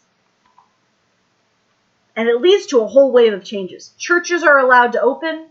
Dissidents, people who went against the USSR, are released from prison. Previously banned books were published. Reporters in newspapers were allowed to openly criticize government officials. It was huge. Thank you. I like that I have... yeah, it's one of those, some of these, I can remember how to pronounce the names, but it's always the other words that just ends it. So, yeah, that's actually really good. So Gorbachev saw the end of the USSR and tried to prevent it. That's definitely what's happening, is Gorbachev is trying to keep the USSR around. The problem is that what he does, what the people want is democracy and freedom. So allowing them to get that is not really going to help the USSR stay around. Specifically, one of the big complaints that USSR citizens have is about the economy. Everything, if you want to buy something, you're standing in a huge long line. It's like if you're trying to buy toilet paper during the beginning of, or even now sometimes during COVID. You have to stand in huge long lines if you want to buy anything. There's very bad distribution. There's other problems. For example, in some areas of the USSR, there's accounts of, I know this from there's one I'm forgetting which one, but there's a really infamous Russian serial killer that he had split up with his wife, but he was still living with her because they couldn't get non-couple housing. So there's a whole lot of issues that are different depending on where you are, different depending on your job, etc. But yeah, breadlines, it's not good. Especially not when you're seeing in newspapers or hearing about, America with they've got an overabundance of, stuff like that. So Gorbachev blamed central planning, which was where party officers told farms and factories how much to produce. Because again, the USSR is not capitalism, it's just grow food and sell it. Again, super simplification. Russia is, we need this much food, so grow that much food and then we'll distribute it.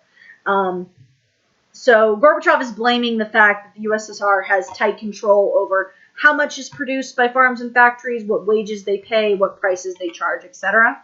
So in 1985, he introduces perestroika, which is just changing around the economy. By 1986, greater control is given to local members of the economy and small private businesses. So this is a tiny little domino that's going to lead to a fall, because private businesses is not part of communism. And what kind of, if Russia can tell us everything, it's once you let a little bit of capitalism in, more and more capitalism comes in. But they weren't trying to end communism. They're just trying to make it more efficient and productive. You could argue that they succeeded, I guess. I don't know. Yeah, Russia's just really messed up. There's a lot of messed up stuff in Russia, and some of it is, I didn't include in this slide, but some of the messed up stuff is from kind of Russia trying to do without. And it's the same thing that you see in China around this point / earlier, which is, so when China goes communist, China does not really have the factories and such that Russia and that the rest of the world does. So when China goes communist, they have to place a big emphasis on the value of a person's labor, and that gets them a lot of trouble down the line. And this marks the beginning of democratization, 1987. So again, one of the complaints Russians have is that they have to, their ballot is just a list of candidates who had been handpicked by the Communist Party. So their ballot had been communism, communism, communism, communism. Now, a legislative body is created, which voters got to choose from a wider list of candidates. So it's not quite completely free democracy, but it's moving toward that. Again, trying to appear like the nice guy, Gorbachev adopts a foreign policy that favors diplomacy over force. So they're going to try to talk things out before they send in the army. The problem is sending in the army is what had kept Russia around, the communism around, even for USSR satellite countries. There had been several instances before where Poland, I believe, was one of them, where other countries had tried to stop being communist, and Russia had sent in tanks in response and kept them communist. Now, under this policy, they're going to try and talk them out of it. So, Gorbachev's saying, each person determines the future of its own country and chooses its own form of society. There must be no interference from the outside, no matter the pretext. This is going back toward what Truman had been saying at the end of World War II, of self-determination. And I don't honestly know enough to say if Gorbachev was just misguided into thinking people would choose communism. So, you could think, oh, maybe he thought that if people have a say, they'll choose communism because they'll think that we're awesome. I don't know what specifically. Again, unfortunately, a lot of the stuff from Cold War, one of the problems with kind of Cold War and modern history in a high school history class is that you hit these lessons right toward the end of the year. So if you've done any mess up in your planning, if you've had any days that school couldn't meet for whatever reason, you're just trying desperately to cover everything before the end of the year. So a lot of my, unfortunately, lessons in the Cold War and modern world history are not as good as they should be because of that timing issue. So Gorbachev is going, hey, we're going to let people choose stuff. Almost almost immediately everyone's like, yeah, we don't want communism. Things sort of really get started in 1980 when in Poland, shipyard workers go on strike to get their union, Solidarity, which this is it in Polish, Solidarity recognized. They want to get their union recognized. They want to have negotiations. The government initially gives in, the Soviet-backed government of Poland, but then later on they go back on their word and they ban the union. Time moves forward, and massive strikes are occurring as the economy just gets worse and worse and worse. Eventually, the military leaders of Poland are forced to sit down and talk with the leaders of this union, because the leaders of this union, otherwise the country is just going to be in massive, complete uprising against them. So as a result, the Solidarity Union is legalized, and Poland holds its first free elections. So elections where anyone can run, not just communists.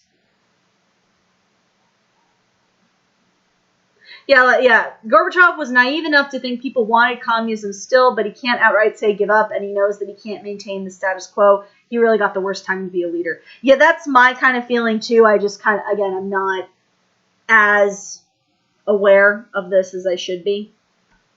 My knowledge is failing as well, but there's a joke among teachers that as long as you're one lesson ahead of the students, you'll be fine. So they get free elections. They hold 1989, 1990. The first round of elections are held, and the election results are very clearly anti-communist and pro-Solidarity. Solidarity somewhat becomes kind of like a political party. Not entirely, but sort of. So as a result, 1989, 1990, peacefully, Poland has thrown off the communist regime. And this is going to start that wave of dominoes, because everyone else sees, oh my God, Poland got out, we can get out too. So Hungary is inspired by Poland. They launch a sweeping reform program encouraging private enterprise and even a small stock market, which is very capitalist. And they get a new constitution written. This constitution permits a multi-party system, so more than just communists, and free elections. In 1989, radical reformers take over the Communist Party. So there's a shift in the people who are in the Communist Party themselves. They depose the leaders and dissolve the party, which I think is just crazy. So the party voted itself out of existence. The Hungarian Communist Party said, we're going to have a vote. Should we stop being a thing? And all of them went, yes. So again, Hungary is following Poland. But Germany and Berlin are still divided.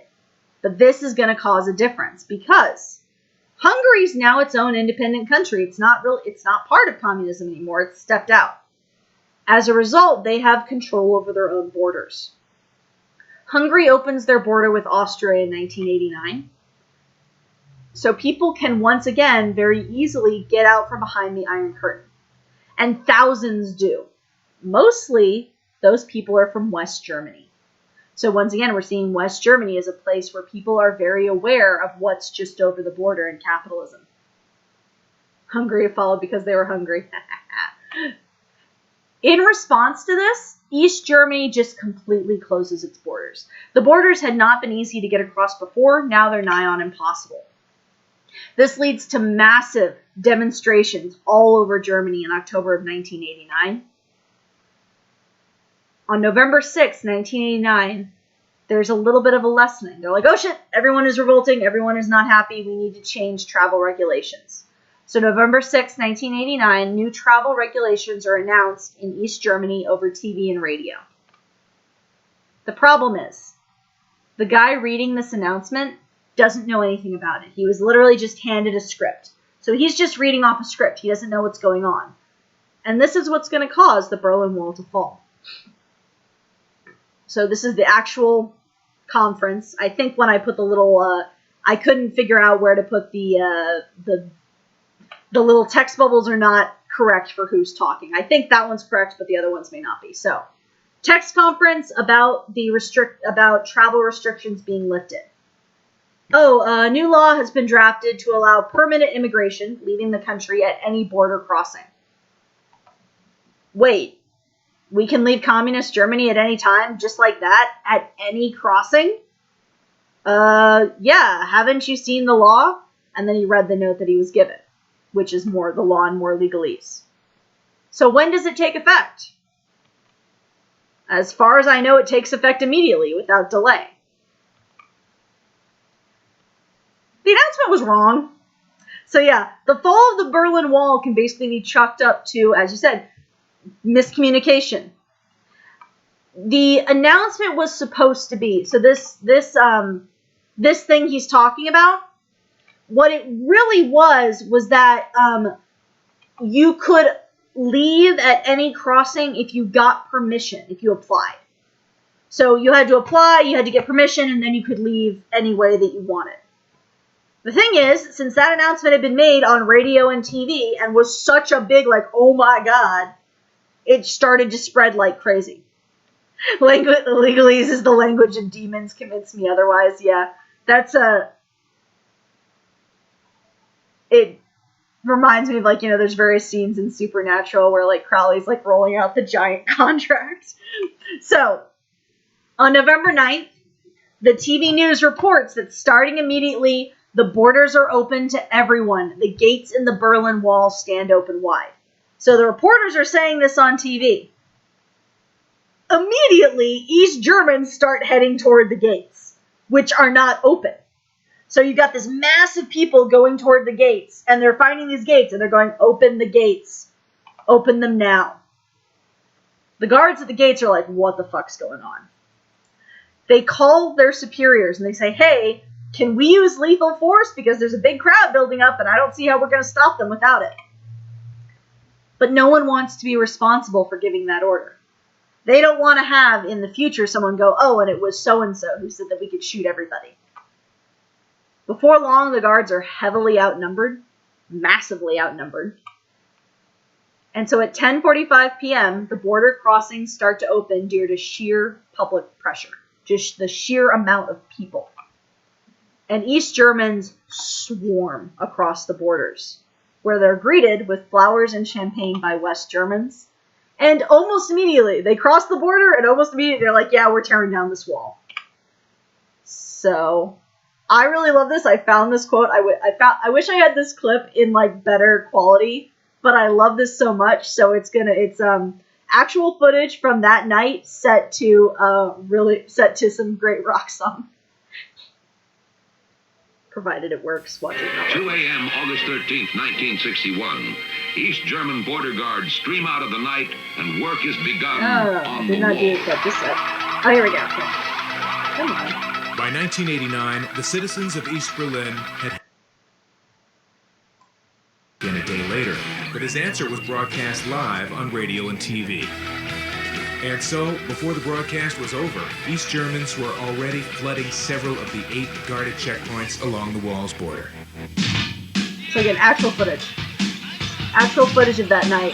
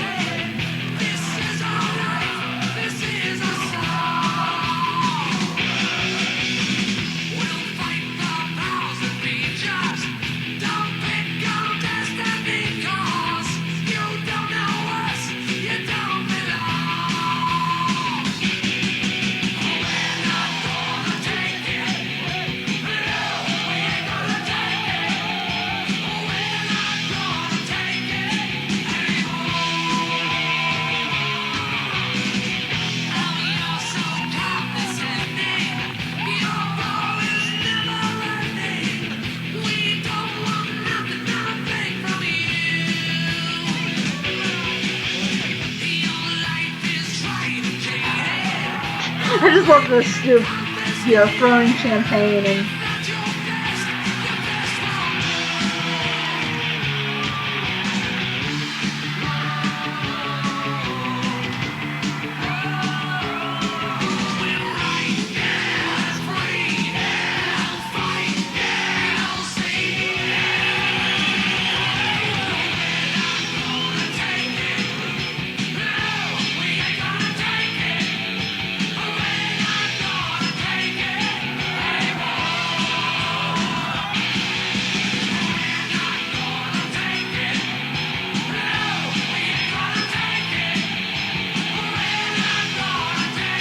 Yeah, but I love it. This miscommunication, and as we saw, like eventually it gets to the point where they Today, just the have to mayors start of East creating more Berlin openings. and West Berlin met and shook hands in an historic show of goodwill.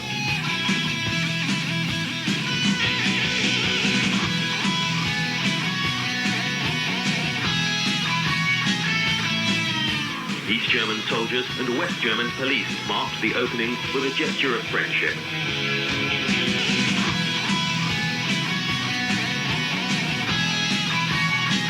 Get $55 in greeting money.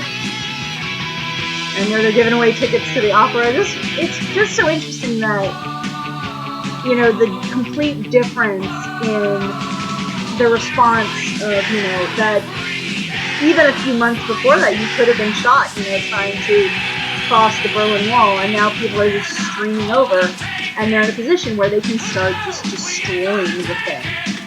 Which I'm always a fan of this, like, I like that the, you know, very quickly the response becomes, let us get rid of this thing, let us destroy it, you know, piece by piece as, you know, what we can do.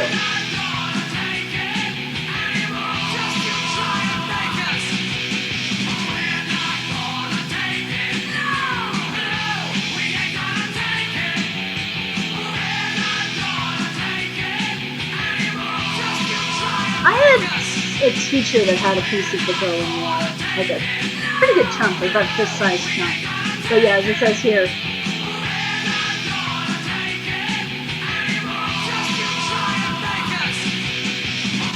so yeah, there's pieces all over of the Berlin Wall. This is my favorite one. Apparently, in a Vegas casino's men's room, there's a piece of the Berlin Wall behind a row of urinals.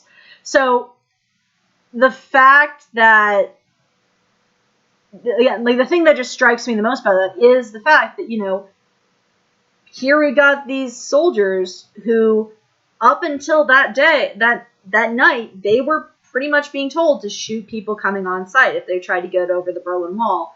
And it comes down, and there's just kind of, there's no attempt to push back. That I think previously under different leaders of the Soviet Union, you would have had more of a pushback against that. You would have had, like, more of a show of force, or like a, you know, trying to pull it back. But instead, you know, they're starting to bring it down. East and West Germany do not officially reunite until October 3rd, 1990. But the moment the wall comes down, it's sort of seen as, you know, it's not, it's sort of the end of the Cold War. It's sort of not the end of the Cold War. Again, you can debate about that. But for something that started and had so many moments of just complete us versus them mentality, and complete, like, this is the hard line we've drawn that we're not going to cross, the fact that it ends due to a miscommunication is kind of weirdly perfect.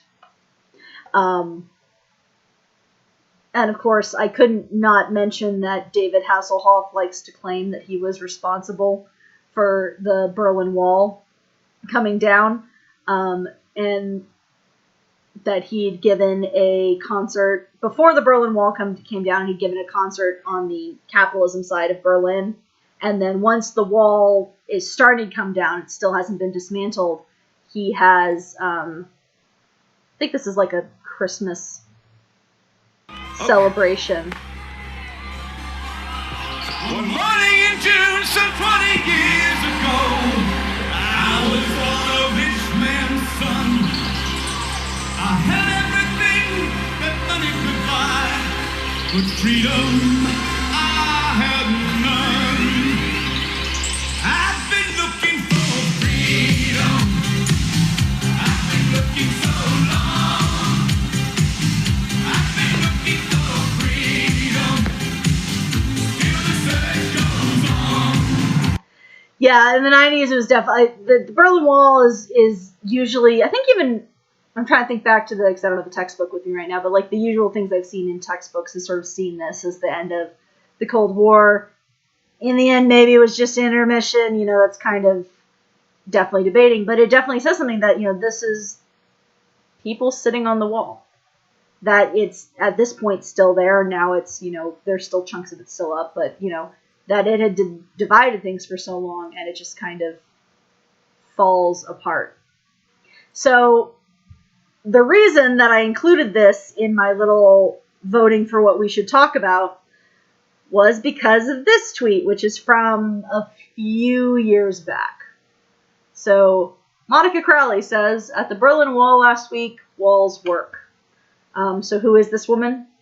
Fox News contributor from 1996 to 2017, the online opinion editor for the Washington Times, helped spread conspiracy theories that President Obama was secretly a Muslim, also supported birther conspiracy theories, aka the ones that said that Obama wasn't born in the U.S. She was going to be Trump's deputy national security advisor for the National Security Council. However, before she could be appointed to that position, it turned out that she'd plagiarized portions of a book she wrote in 2012, and her, I think that's 2000, typo, it should be like 2000, I think, maybe 2000 something, PhD dissertation. So Trump was going to appoint her to the National Security Council, but then it came out that she'd plagiarized a book she wrote and parts of her PhD dissertation. As far as I could determine, she has not had her PhD taken away. I wish it would, because plagiarism is not fun. So instead, Trump just made her the Assistant Secretary for Public Affairs for the U.S. Department of the Treasury.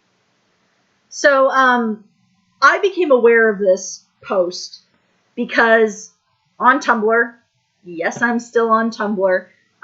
If you look at the historyscribe.tumblr.com, that is my kind of semi-official Tumblr that I run as a history teacher. If you investigate like the FAQ section of that Tumblr, you can find a link to my normal everyday Tumblr, which is under the same name as everything else I have is. I just one underscore instead of two in Captain Rachel. So I became aware of this post because a friend of mine on Tumblr said, hey, at Captain Rachel, Captain_Rachel, I know this is full of shit, but can you tell me why it's full of shit? So a brief rundown of just sort of summarizing why this is full of shit. Yeah, the Berlin Wall worked as it made it harder to get out of the USSR's controlled Berlin. So if you were building a wall along the border with Mexico to stop Americans from leaving, then the Berlin Wall might be a good comparison. But the Berlin Wall did not make it impossible to get out.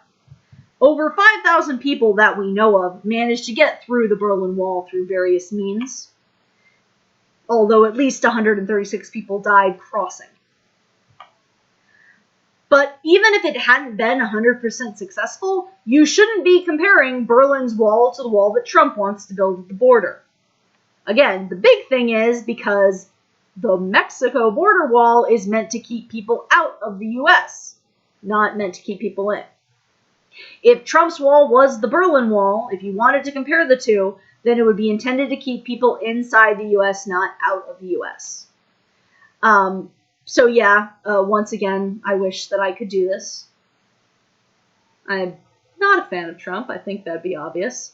That's not even going into the various things about like the cost of the wall. I forgot to include it in these slides, but I found a rundown of like how much the Berlin Wall costs to build and maintain, and comparing it with Trump's and stuff like that. And that's actually a really good point, that the Berlin Wall required the country the people tried to escape from to shoot their own people. That was one of the reasons the Berlin Wall worked. If it was just the wall part, it probably would not have been as effective. The Berlin Wall was so effective because there were people that were patrolling it for shooting. And just because it amuses me, I wanted to include this lovely footage. Because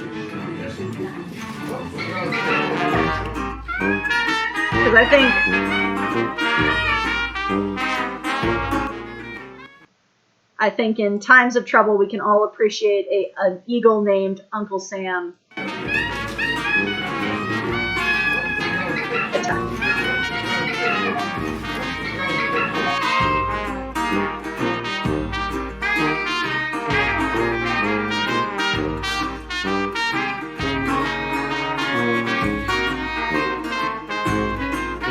I of Time magazine.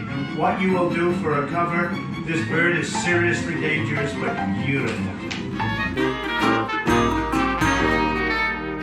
Yeah, Uncle Sam is not amused. So,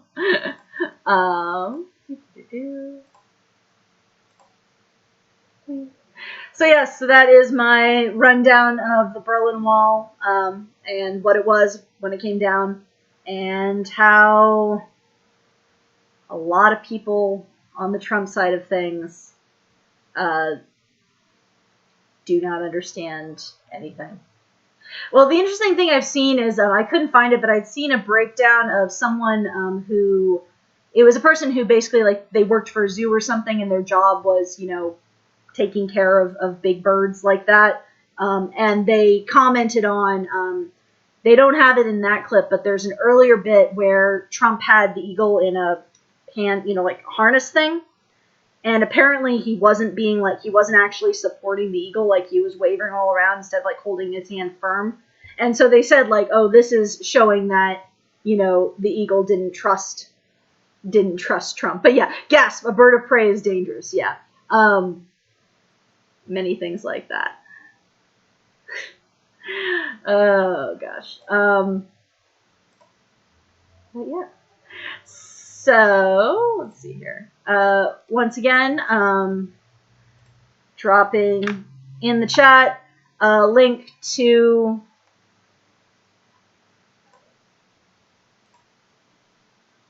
History Scribe on YouTube, so you can see I've got the previous Social Science Sundays that I've done up there. That also has, via there, you can find a link to my work Tumblr, if it ever loads. For some reason it doesn't like to load on screen. So this is the History Scribe. This is a Tumblr I run that mostly I run it for to keep stuff organized. So anything I find on Tumblr or other websites that is, I think, oh, I might want to use that in a lesson one day, like here's a painting of World War I trenches, dead horse and rider in a trench. I keep everything on there, and it's all, the tags on there are all connected to the California Social Science Standards, which is basically if you teach history in California, these are all the things you need to hit. So, for example, if you're teaching about, here we go, students analyze the economic boom and social transformation of post-World War II America. This is all the stuff you have to teach about if you're teaching history in California. So I use this. Again, this is more that I do for my own, to make my own life easier. And if you go to the frequently asked questions, it's got a link to my personal Tumblr, because yes, I will be on Tumblr until they are like shaking the cage to get all the dead mice out of it. Or wait, sorry, this is a link to my actual thing. So that's me, looking all cool and official. But I'm also on Tumblr under Captain Rachel, just without the double underscore, just one underscore. For whatever reason on Twitch, apparently there's already another Captain Rachel who just has the one underscore. So I think with that, I am going to call that a day for today, because I got that lesson done, and I have to do a few more things. So again, just kind of close. I'm an actual history teacher. I just started a new job. As a long-term sub, because the guy that the school had employed was sending some inappropriate messages to people the same age as his students. So he's probably not coming back. I'm hoping that the long-term sub job I have is going to turn into an actual history job, but I'm officially starting that Monday, so I need to do a few more things. Again, Social Science Sunday. Do this every Sunday around this time, around noon. Yeah. So I'll have, again, at the beginning of the stream, we decide what we're going to learn from a bunch of lessons I have. So try to stop by at the beginning of the stream if you want to vote on that. And nice to talk to all of you. I look forward to seeing you next Sunday. For now, let's see here. I'm going to try to make my computer to make us raid someone. So 1 second as my slow computer figures out what the heck it's doing, but I think Hannah's online. So let's see if I can navigate the stream to do a teeny raid for Hannah.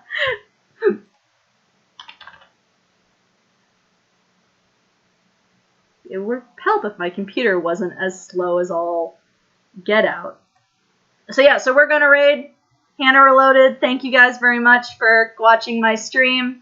And hope to see you next Sunday.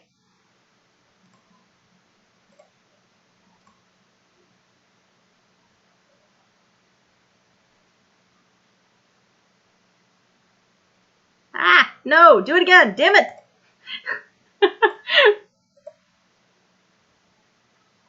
Oh god, is she doing cringe? No, okay. It doesn't look like I can raid her for whatever reason. My computer does not want to let me.